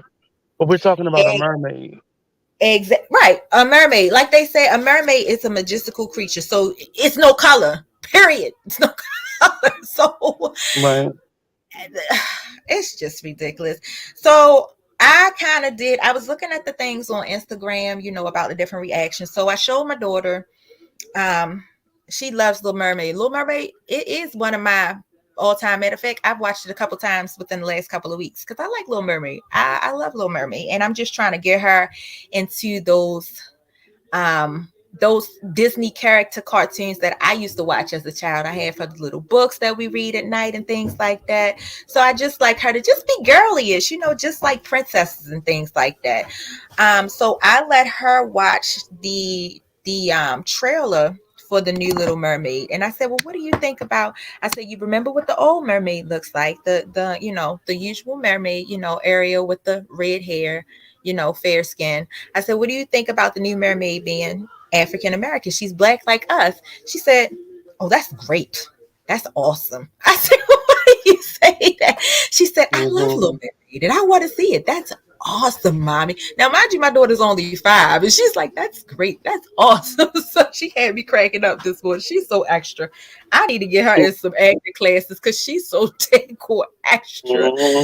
But yeah, I watched a lot of reactions from, other African American or, black little girls that were excited about it. And it just go ahead. It's crazy how these adults, going back to adults, how Hmm. they are making it so much more than it needs to be. Like, step back before you say anything, step back and watch your child's reaction. See if your child has a reaction to it. They might not have a reaction to the But color they of. don't care what their children's reaction is. It's not about their children. It's about But what are you what scared of? they You want. scared that your child is going to make friends with African Americans or my other minorities, and they're going to be okay with it? They're going to bring them home. What are you scared I of? mean, it's all at the end of the day, it's all inclusion. And the problem is people have problems with the minority becoming the majority. So if this is the case, it's the same thing with, women being included in everything, or LGBTQ people being included in. People have a problem with that because they feel like their place is being taken and Right. they're becoming a minority. Their power is being usurped. But when we're speaking about a movie, they didn't do anything with Little Ariel, the Little Mermaid. They didn't take it off the shelves. They just added a different perspective to it, Perspective, and it's right. just, and that's people's problem. They just don't want their power to be taken away. Right. So I was watching. Oh, well, first of all, let me get back to what did Dara say? Oh, she said we can be a mermaid, we can play glass flutes, we can do it, we will do it. Exactly, exactly. And Dara, she says, I love purchasing dolls for my bonus baby and granddaughter. Bonus baby? You gotta tell me about that. What's a bonus baby in there that look like us? That's a big controversy for me because always having boys, it was easy to do Christmas shopping. It was easy to do birthday shopping. But when I had my first girl, I literally stood in the aisle for hours trying to figure out how to purchase a doll. If y'all can believe it, how to purchase a doll. When Christmas time came around, it was her first Christmas, and I stood in the aisles. What type of doll should I bake my baby be a marriage? Oh, it's cute. I like that bonus baby. Um, I stood in the house for hours trying to figure out what kind of doll should I get my daughter. If I get a black doll, am I racist? If I get a white doll, am I confusing her? What kind of dolls to get my daughter? So you know what I did? I brought her back and let her pick her own doll. Because I'm not making that decision. Why should that be a decision? I don't know. Should that be a decision? Should that be like, no, you don't get the white baby because your baby is black? Should that be a decision to, like, for us to make? Like, why should that be a decision? Like, I don't know. When I was younger, I had Cabbage Patch. I had the white Cabbage Patch. I had the black Cabbage Patch. I had all color Barbies and Kens. I had big old boy. I was spoiled, so I had everything. Everything Barbie, everything Cabbage Patch, everything. Baby Alive. I don't know. I had mixed. I had a mixture of different dolls. I guess to me, my thought process is maybe my mother got whatever she could find. Like, it didn't really matter the color. It was whatever she could find. Whatever the type of toy I wanted that she could find, I feel like she just probably bought it. But is that a thing? Like, and then I felt like, and actually what I did was, I'll tell you another thing I did when I went Christmas shopping in the same aisle, looking, trying to figure out what kind of doll to buy Gemma. I looked around. I paid attention to the other people that were around me to see what kind of dolls they would pick up according to their color. I started paying attention. What color? I looked around. I seen a lady on this side, because the aisles are crowded during Christmas. So I'm looking at everybody. So I stepped back. I'm looking like I'm looking for something, but I'm side eyeing like, I'm gonna see what doll she gonna pick up. Then I'm looking over here. I'm gonna see what kind of doll she gonna pick up over. It was just really weird, but yeah, I eventually ended up going back, taking Gemma, taking her little toddler self, and I let her touch. 'Cause she couldn't walk, so I let her touch the doll that she wanted, like point, like I want that one, and I put it in the cart because she's only one, so she didn't know what kind of doll she didn't really know how to say I want that because she was only one. So she I pointed, think, but I put think it a in the, lot of parents put too much pressure and guilt on themselves when it comes to selecting stuff like that.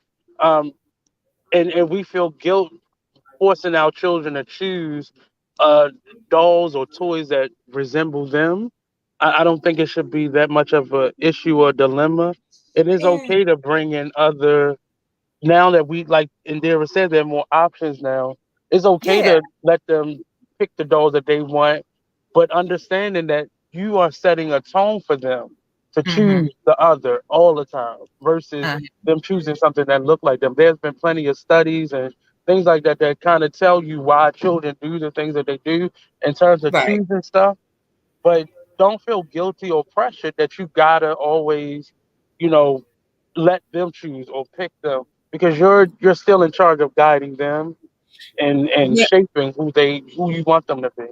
Now, what I did do though, I'm gonna tell you one doll I picked out specifically myself because I have an issue with. I had an American doll when I was younger. That's the issue that I have with the American dolls. The way they used to advertise the American dolls, according to the Korea types, I see that they have another doll similar to American doll in Walmart called My Life. And then I Mhm. think they have one in Target. I forgot the one they call in Target. It's similar to the American doll too. I can't remember what the one is called in Target. But pay attention to the way that they dress these dolls according to the Korea settings. So I did actually end up buying a American doll for Gemma, but I bought certain clothing types for that American doll, like doctor sets and stuff like that. Because you know what? I don't know. It was just weird for me seeing the way that they characterized the different race dolls. You know, like they had like the white doll and particularly, I think it was Target, particularly, if I'm not mistaken. It was Target or Walmart, one of them. And they had like the white doll, the white my size doll that had like the doctor set, and then one had like was like a horse rider, and then another one was like it came with what was it? A teacher. And then I think the black girl, they had the black doll. It was, I want to say like she was a unicorn. That's what she was. The black doll was a unicorn. She had like a little unicorn, little hairband, and had the unicorn shirt and the little unicorn colored tutu. And I'm like, what is this junk? Like, what is like, why the black doll not dressed up as a, career goal oriented, you like a career doll? Like, what is this junk? What is my daughter getting out of there going? So I went and changed up the outfits. I went and bought some extra outfits because I'm like, we're not gonna do this. This is not what we're gonna do. We not fit the dumb down the black doll and make her a unicorn when you got Susie Sally over here dressed in the doctor's outfit with the little pats. And even like the Barbie, they had the veterinarian Barbie. Like, no, this is not what we gonna do. No, we're not gonna do this. But I did choose a black doll because I wish I had a picture to put up. One of the biggest reasons why I chose the black doll was because it actually looked like Gemma. It looked just like, I have a picture of her on Facebook when I bought the doll. It actually looks like her. Literally, like, it looks like her. It's so cute. But yeah, I had to change some stuff up. But yeah, said they show us how they view us. That's correct. I feel like that too. So yeah, I just buy different outfits. I take the outfit off. I buy different outfits because you want, like, which a lot of people downplay Doc McStuffin.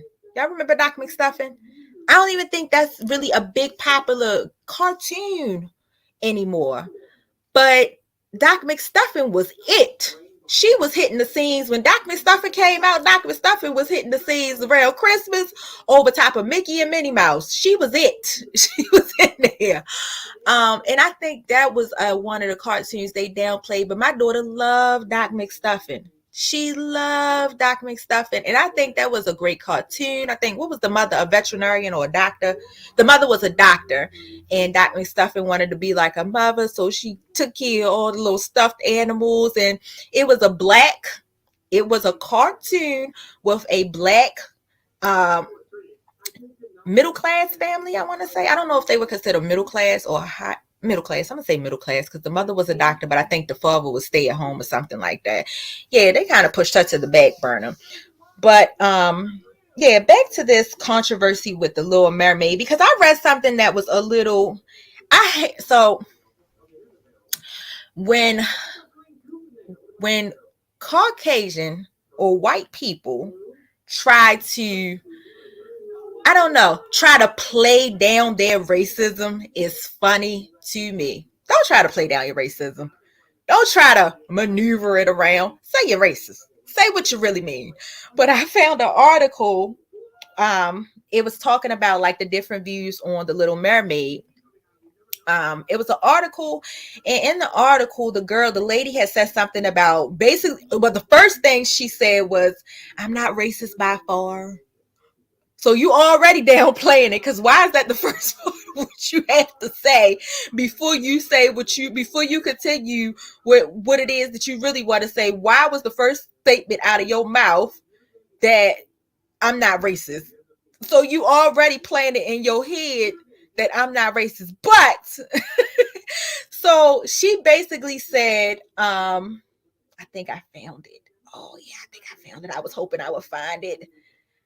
Um, she was basically saying, I'm not racist, that she's not racist by far. Hold on, I'm gonna see if I can find this, because this was funny to me how this lady downplayed it. I was like, really, miss, just say what you mean to me, what you say.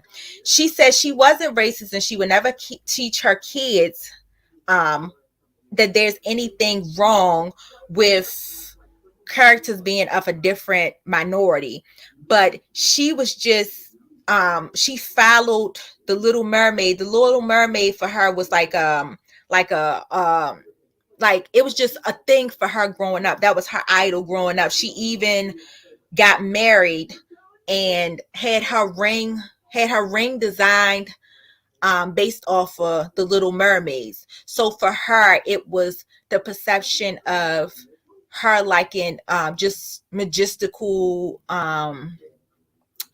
what is it called, Disney movies, like majestical Disney movies or whatever you call it. It was some type of way she put it.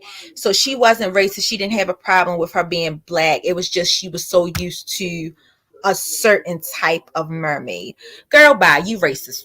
You racist. You just didn't want her to be black, and you felt some type of way because you didn't want your kids, your daughter, to look at the Black Mermaid. Get over it.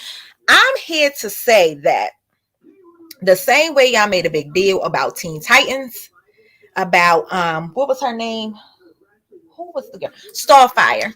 So in 2018, when in DC Comics, when they made Starfire, who was played by Anna Dope, they made her black. It was a big old controversy about that because there's no black Teen Titans. Well, let's just be frank. First of all, Teen Titans is by DC Comics. It's a comic. It's not real life.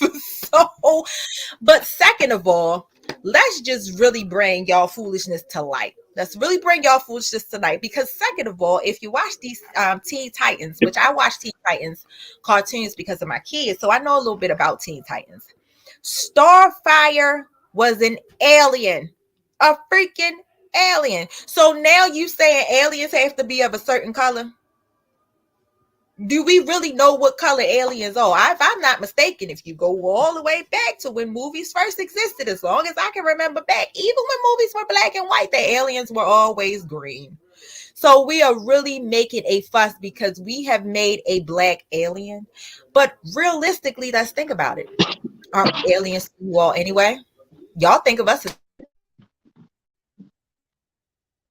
we can't even play an alien? Like, really? Like, she's supposed to be green.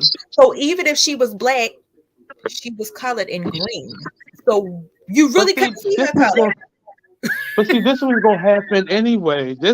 All this was gonna happen eventually, as the world became more diverse and populated. This was gonna happen.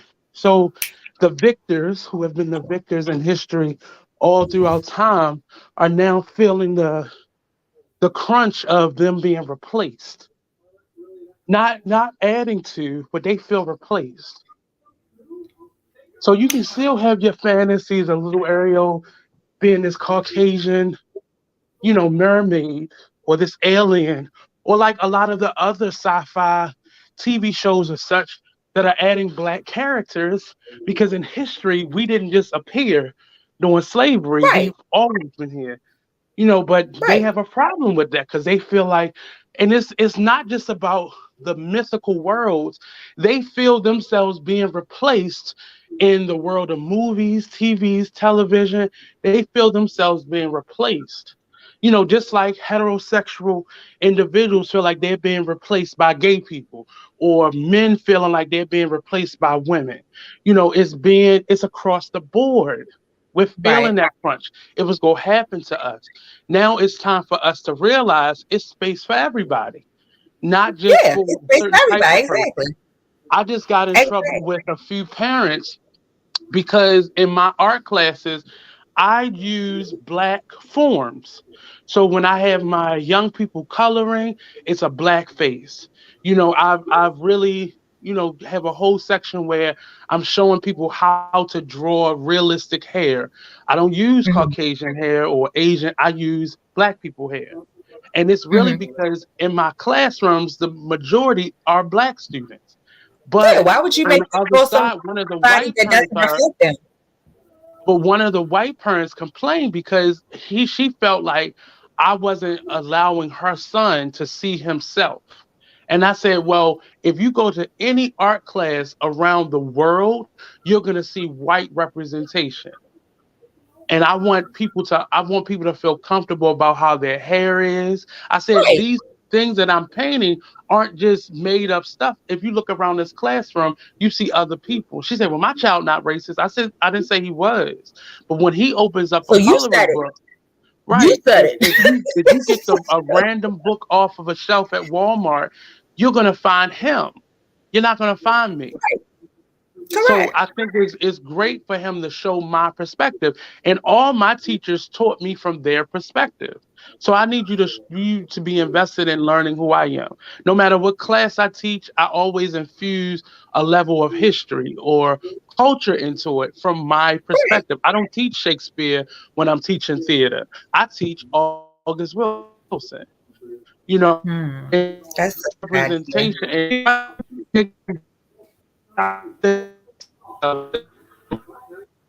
nobody, like I Nature said, going nobody in and got. out.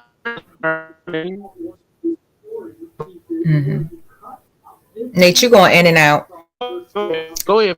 My signal changed. But yeah, but yeah. So when you talked about, I'm just thinking about when you said, if you go into any Walmart store and you pick up a book, he's going to see him. I It just brought me back to a situation last year. If you noticed in a lot of the stores, I don't know if they brought it to Walmart, but I've seen it thus far only in Dollar Tree. If you go to the Dollar Tree around Christmas, they now have African American um, decorations. They have Black Santa. They have Black children playing in the snow. They have Black babies. They have, matter of fact, I even think I saw a Black Jesus, because some people don't celebrate Santa. Some people celebrate Christ. They call it Christ Xmas or something like that. Christ something. It's something that they call it. I'm not into church, so I'm not going to sit here and try to be politically correct. But I think I even saw a um, black Christ on one of the decorations that they were selling in the Dollar Tree. And as I'm walking through, I'm excited because y'all know my two favorite holidays is Halloween and Christmas. Halloween and Christmas, I'm going all out. So when I saw this and my kids, oh my God, particularly Christmas, I've got them like me, like they ready. Like when September the 30th come, they ready, mommy. We'll be doing the Halloween decorations. When it get to December the 1st, what weekend we get ready to put this Christmas stuff, mommy? When we taking out the Christmas stuff, they get excited because they know I throw that house down for Christmas. And there it says, they were used to a certain type of president, but we still had one that skin looked like our. Yep. Feeling the crunch of the years of stolen inventions and gifts, now we can use the real inventor spaces. Correct. Correct. It's so many inventors that I have learned about as an adult. My mom actually sent me a list of inventors that I knew nothing about because I wasn't taught this in school. I was only taught what everybody is taught in school about the three, Martin Luther King, Malcolm X, I think Washington Carver, people like that. George Washington Carver and Harriet They Tubman. The Yeah, top there 10. are so many more. And she sent me a list. I couldn't believe how long the list and how unwoke I am about the list of inventors. I really need to step back into not my heritage, but just get back into history. Because now I'm interested. When she sent me that list, I was like, oh my God, I didn't know such and such really invented this and such really invented that, because that's not what we were taught. Um, but I'm excited and I want to teach my kids and things like that. I want them to know stuff. But it's crazy because what's funny is, so my oldest son reads a lot. He reads a whole lot. He takes in a lot of information. He's like a walking Google, which is good. I love it. He's only 13. He just turned, no, he's 14, just turned 14. He's in ninth grade, but he's like a walking Google. He knows everything about everything. That's the same child that I told y'all when he was in kindergarten and they had the career day. All the other kids was like, I want to be a teacher. I want to be a doctor. He was like, I want to be an anthropologist. And then the teachers had to look it up. Like, what's an anthropologist? What is that? Yeah, he's like a walking Google, but he knows a lot about this stuff that I knew nothing about. So it's like, not that he learned it from school, because I'm gonna say they still don't teach it in school. He actually learns it from his own Googling. He just thinks about stuff, and he might see something that came across on a commercial, or he might see something that came across on a YouTube, and he'll go look it up himself and be like, he'll run back, mommy, daddy, did you know da da da da da da? I'm like, no, I didn't know that. But my husband, it's funny, what's weird, if y'all follow me on Facebook, y'all follow me on Instagram, y'all see my husband. My husband's like a straight up rap, like a rapper. Like he's a rapper, but he's like a straight up thug. Y'all would not know. But if you sit down and talk to my husband, oh my God, he is a nerd. He loves comic books. He watches the History Channel. He watches the History Channel faithfully. So him and my oldest son really sit down and they have these conversations, and I'm lost. I'm like, what y'all talking But, about? Whatever. but know that a lot of that is, that's what they don't want us to teach our history anymore. They're teaching Right, us that us learning about our history is making them feel guilty. So we can't right. teach it because we don't want these little white children growing up hurt or upset or feeling guilty. But that's why it's on your responsibility, because teachers' hands are tied in terms of what Mm-hmm. they can teach. Mm-hmm. The teachers don't come up with the curriculum. It's a standard that's already put in place, and we just have freedom in how we teach it. But it's not like we can all of a sudden pop up with a history class in fourth grade, because that's not a part of the curriculum. That's why Right. what these racist people are saying and doing and eliminating certain parts of our history is wrong, because it's Mm. not even happening the way they say it's happening. But they're Right. using that to just erase history altogether. So if you don't know our history, your children won't know it, because Right. teachers aren't allowed to just teach based off of what they want to do. Well, I do, but a lot Right. of teachers just choose to go with the curriculum. Curriculum, yeah, which is true because I just had a meeting this week with my two youngest kids at their elementary school. It was a parent teacher night, and that's basically what they kept extolling into me. Like they just changed the curriculum this year, and it's like if your kids don't get it in the week, it's terrible how they doing us, and I just feel so bad for them. But I don't want to get too far off subject. But yeah, when I look into when I was in the Dollar Tree, and like I said, I'm excited because I'm like, oh, they got black everything.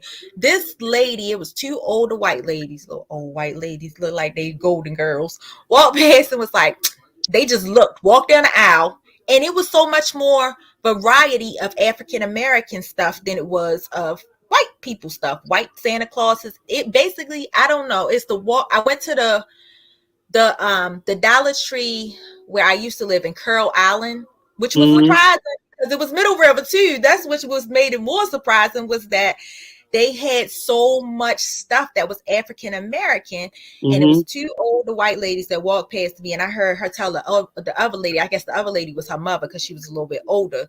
She said, I can't believe it. This store has nothing.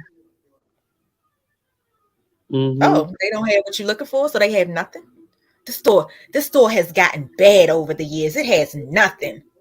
Wait, Well, what? what she really should say is the demographic of Middle River has changed, because Middle River used to be the white side, where on the other side, Essex, used to be the black The side. black side. Yep. So I remember. the demographic has changed, and people don't realize that's why you can go to this dollar store and it has this, and you go to this dollar store and it has that, because they're Mhm. basing it off of the demographic that is coming into the store, which is an excuse because they should still have everything for everybody. But why would they buy something if that person doesn't live in this community, or if that Right.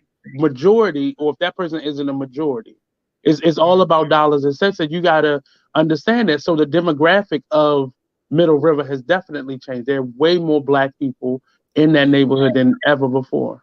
Right. But if you go to White Marsh, she could have took Rose and Dorothy could have went to White But you're Marsh. asking them to do what they've been forcing us to do. We gotta go all Right. over the Marlboro Bush just to find They a could have went to birthday White present for a Marsh. child.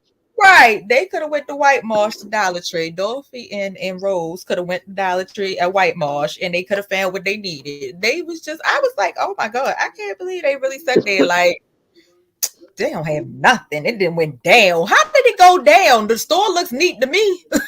It looks cleaner Because than most Dollar they Trees you don't go feel to. represented. They don't feel represented. All Well, these good. black Well, welcome faces to in our here. world.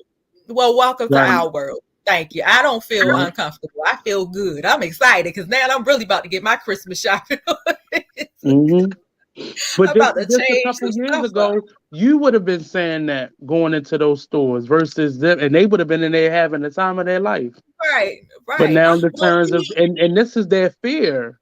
They feel like right. they're being replaced. This is the whole QAnon I love it. conspiracy theory, that they are being replaced, that they are being replenished. I love From it. That's why they're everything trying to get about rid of the birth control or the clinics that do the the what do abortion. you call it? The birth something. I forgot. It's out of my head. But that's why they're trying to get rid of stuff like that, because they feel like more white women are using that to get rid of children than black people are. So that's why black people and brown people are overpopulating the world. You But mean it's like you mean like what is it abortions. I called? couldn't think of the word, Yeah, like an abortions. abortion. But Oh it's yeah, yeah. all this stuff is it's crazy how all of it is tied into somebody's Just fear of being right. replaced. Well, get over it. I love it. I love all the, opportunities that even in Disney, Disney is getting bold. Disney is getting bold. I guess they do not want to be sued because they is getting bold. And Disney has been for years one of the ones they just don't do change. You is not fitting to mess up the Disney name. But But it's about money though. They are yeah. changing because more black people. Look how many black people came out to see um Black Panther. They Hmm. not stupid. They going where your money is. Right. Right, that's true. It's just mind boggling as to how bothered these people are on Twitter. Like, okay, so what I Mhm. also read about They had to Starfire, block the they said comment. when Teen Titans came out, the Starfire, the girl that played Starfire, she had to cut off her comments in Instagram and Twitter because of the amount of tweets and comments that she was getting about playing Starfire. I'm like, really, you people, you really like. They got the right one on the right day. But honestly, I'm gonna tell you one thing I did see though that I thought I'm like, if y'all just, because in a way I kind of felt, I don't know. In a way, I kind of felt some type of way about her cutting off her comments and stuff because in a way, to me, I feel like you giving them the upper hand because you making them chase you away. But in a way, I can understand because after a while, if you get in them comments all the time, they really do start to build on your mental health, on your mental, state. They start to build on it. So I understand that. But at the same time, you better come back with the comeback. Like, what's the little girl from Blackish, Marisha? When she came out, when they was talking about her head, talking about she make all this money and she don't never have her hair done at the awards and she wearing these old ran down grandma clothes at the awards. She came with the best comeback that anybody could possibly come with. And that's how we need to do as black people from here on out if we're taking on these roles that black characters have never been in before. We just need to come back with the comeback. You ain't your words ain't affecting my paycheck. I ain't finna do it. She came back with the comeback. They was talking about her hair, and she just basically got on Twitter. I love it. I started following her after that because that was funny to me. She came back and she got on there and she was just like, oh my God, I don't know. Y'all really are hurting my feelings with the way that y'all making me feel about my hair. And then she just popped up with a handful of hundreds and was like, I'm going to just wipe my eyes with these dollars right here. Like, yes, give it back to him. Give it back to him. Like, my concern is not you. You see my bank account, you don't know what my bank account holds. So you ain't stopping no daggone show over here.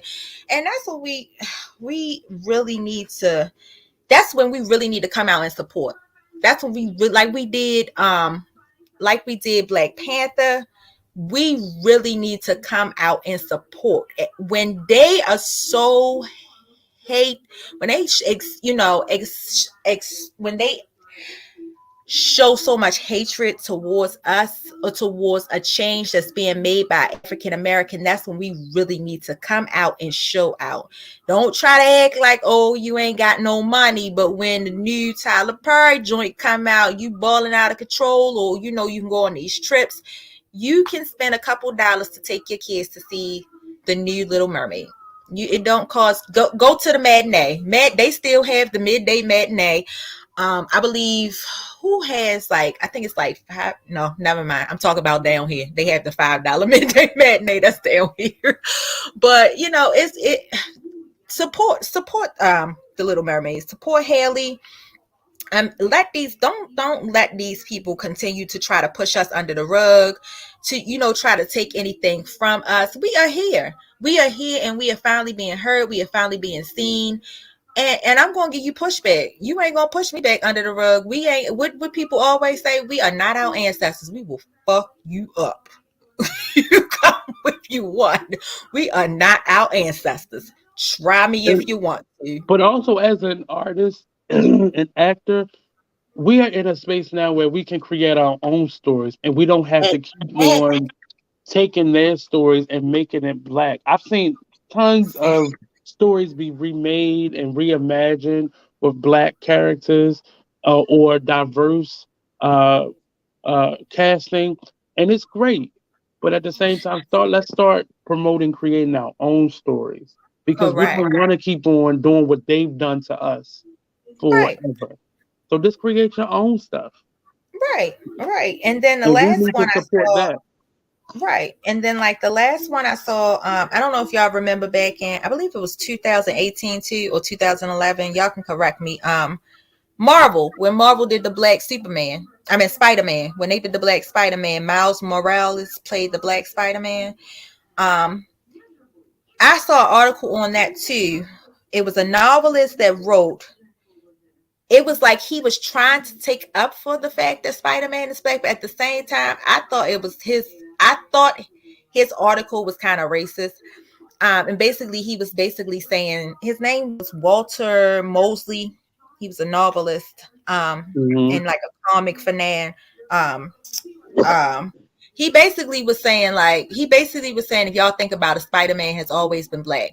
And his description of Spider-Man, when the way he said it, even the person that wrote the article was like, I didn't know how to take it, because even when he gave his description of Spider-Man, I was like, damn, now I'm rethinking Spider-Man. Now I feel some type of way.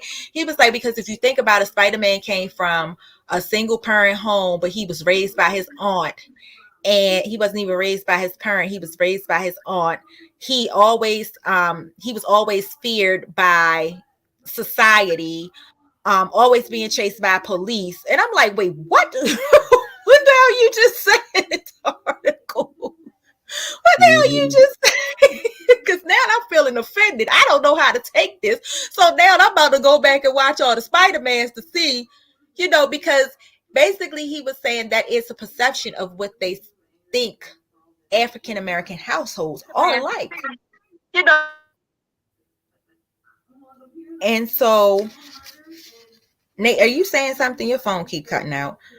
Um, but yeah, basically they were saying it's like that's how they were making Spider-Man, the perception of what they assume the African American households are like: single family homes, broken down homes, some people staying, which is I ain't gonna lie, I'm not gonna take up for our people because we do. We tend to leave Shaquan, Sharon, Tyrone, and Day One with grandma to go on these vacations to Miami for a week. Sometimes we do. I ain't gonna lie. But it make me want to look back like, hold on, let me just get the backstory of Spider-Man for real, for real. Let me get this backstory. Because, oh yeah, and Dara said, my son is a social media influence, and he had to have a very thick skin. People say all kinds of stuff. Okay, and Dara, what does he do? Social media influencer. What's his social media? What does he do? I want to check him out. I want to follow him. You didn't tell us that. You need to be a social media influencer. He said, but it never bothers him. Yeah, it don't bother me. Even when I go on social media, and I see things, when people make these social media posts, or they, have these hot topic stories about, certain things that we do as a people, and you go in the comments and you see, oh, look at the monkeys again. They doing this, they doing that. I see some people go in those comments with those people that are talking about, oh yeah, look at the monkeys. They come from the jungle, so that's why they act like that. They act wild. Some people go off on those people, like, what the you say, and come see me, da da da da. I can't do that. Because my anger for what you say steers from me wanting to directly put my hands on you. So I just try not to. I try to create a thick skin too. I try to keep a thick skin, because if you really think about it, they are hidden behind a keyboard, hidden behind a profile that's probably not even their real profile. So it's nonsense to even argue or start something for these people. So it's the same as when I first came out. When FMG first came out with our music, we had one troll. It's so funny. The very first video we came out, and that video, I think we are at 2 or 3 K. And that video is like 3-4 years old now. About 3 years old now. And that our video is still booming. 20 Bad Bees is what it's called. If anybody want to follow, I can't say, but that's what it's called. 20 Bad Bitches. But anybody want to check it out? I am in the video. But that was our very first video. We had one troll that posted, and when you clicked on his profile, it was nothing. It was like a avatar picture, and it had no other post. So somebody created that, went out of their way to create that, to go underneath our video, and they put they put a black guy with a trash bin, like he was taking and throwing trash in the bin underneath, and was like, this video is trash. I just looked at it and kept going. I'm like, out of all the people, you're the only one in here talking about trash. So you're looking to be relevant. So that's what I always teach my artists. Like, you can't always, and then like particularly my artist that went back to Atlanta. When he went back to Atlanta, he was like, he had so much hatred, people just talking trash, trying to pull him out and trying to trap him, by saying so much stuff. He ain't what he say he is. He ain't doing this. He ain't doing that. They ain't really hot and this and that.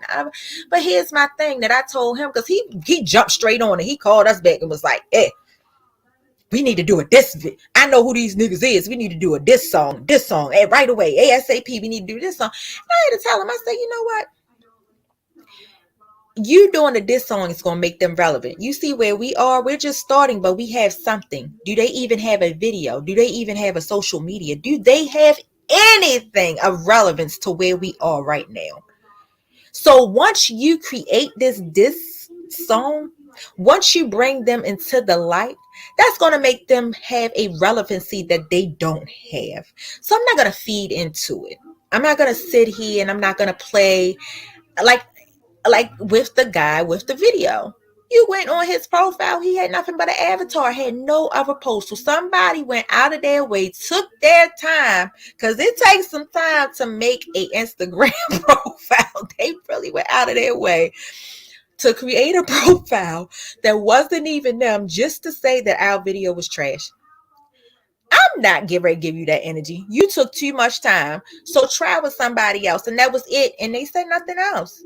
They say nothing else. I've seen it happen to my sister.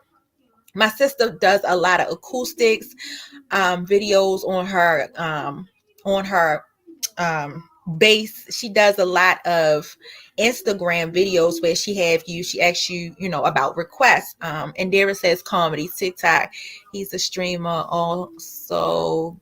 Girl, you want to feel the discretion is advised. Oh, that is too funny. Let me know what his TikTok is so I can follow him. He's been doing it since he was 13 and he has brand on Legal World One. Oh, that's cool. That's cool. In the song, Go Get Active. Okay, Go Get Active on Spotify. Okay, I'm gonna check him out. And Dara, I'm gonna definitely check him out.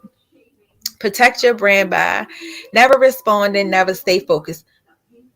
Or always stay focused. Oh, never stay focused on it. I definitely agree with that, Indira. I definitely agree with that. You can't get these people your energy because you can be using that towards making your next song. And I definitely have to, because a lot of our artists are a little bit younger, so they're a little bit more less mature in the mental state. So they already and they some hood niggas. Like my record label but they on go. So I have to just explain to them, like, what are we doing? If you're going to waste your time making a diss song, just make a song that means something. Just make a song that's going to make a hit. Not put your energy into them because you're going to make them relevant. And then that's giving them an open door to go and then produce a song so then they can put themselves out there because now you allowing them to rap and show people their talent. No, let them eat on their own terms. Keep it moving. We ain't got it. They ain't stopping our show. They ain't stopping our pay. That one comment did not stop our video. Like I said, that video is on I think it was 2 or 3 point something K on YouTube. And it didn't stop anything. It didn't stop our videos. People still watching it to this day. People still watching that number one video that this one person said it was trash. And like I said, don't even have a profile created. He has an avatar. So yeah, you can't let people deter who you're going to be. You can't let people stop you from doing there's always going to be haters out there. That goes back into, this Disney movie, The Little Mermaid. It's always going to be somebody out there that's got something to say. You just got to keep going. Honestly, that's the only way that's the only way that you are going to succeed, is to have that thick skin and not to let those little things bother you. Because sometimes it's just people in their misery and they just want to make themselves relevant. So they're in their own misery. And what is the saying? Misery loves company. So sometimes it's just people just miserable or they just bored. I feel like that person that made that profile just to say that our video was trash, I feel like they was just bored. Like, I'm bored. Let me look at something. Let me do something. But you didn't get it from me. I ignored the hell out of you. And I ain't seen you again on anything. So you really just have to be mindful. Don't let anybody stop your grind, your hustle. Be successful. Continue to do what you got to do to be successful. Don't nobody know your struggle. Don't nobody know where you came from. Don't nobody know your background. But also be mindful about the people. Going back to the hot topic with P&B Rock. Be mindful about the company that you keep around you. Definitely be mindful about the company that you keep around you, because they can be some of your biggest haters as well. Although you keep an entourage and you feel like they eat, yeah, that's my homeboy, so he gonna eat because I'm eating. Sometimes your homeboys still feel like they ain't eating enough. They ain't eating the same way you eating, even though they didn't come from that same struggle and they didn't put that same 110, 15% sweat and tears up all night. From my own personal experience of sitting in the studio with our artists, I know from my own personal experience, they are in there for a long time to the point where I'm ready to tap out.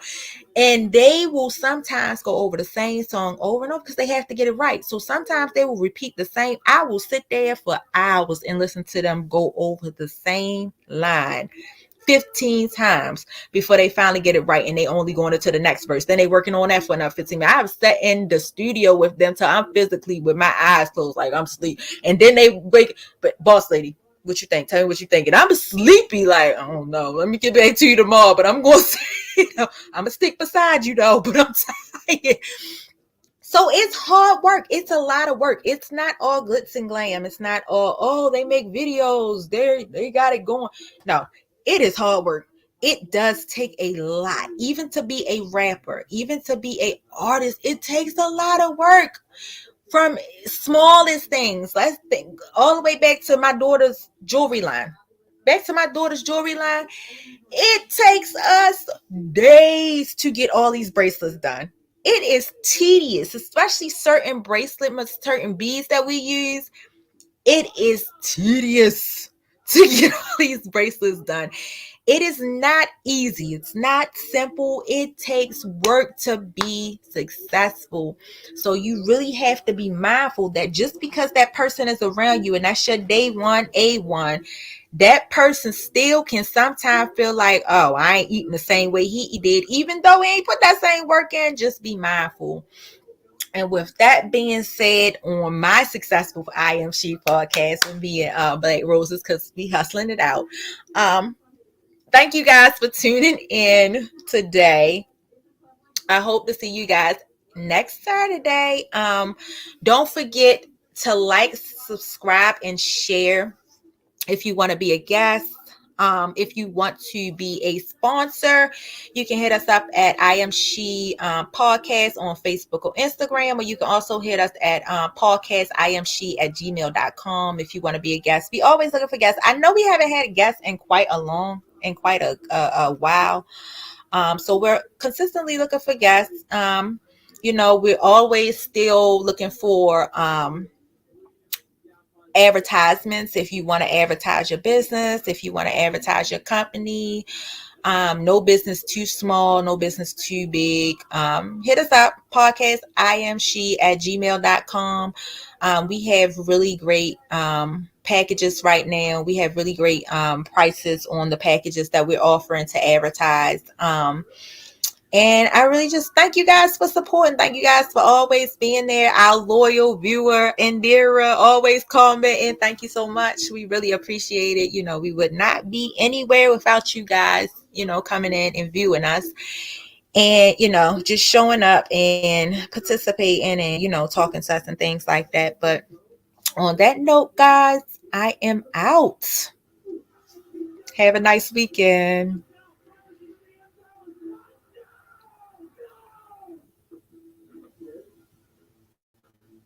Whenever Nate comes. See, this is what happens.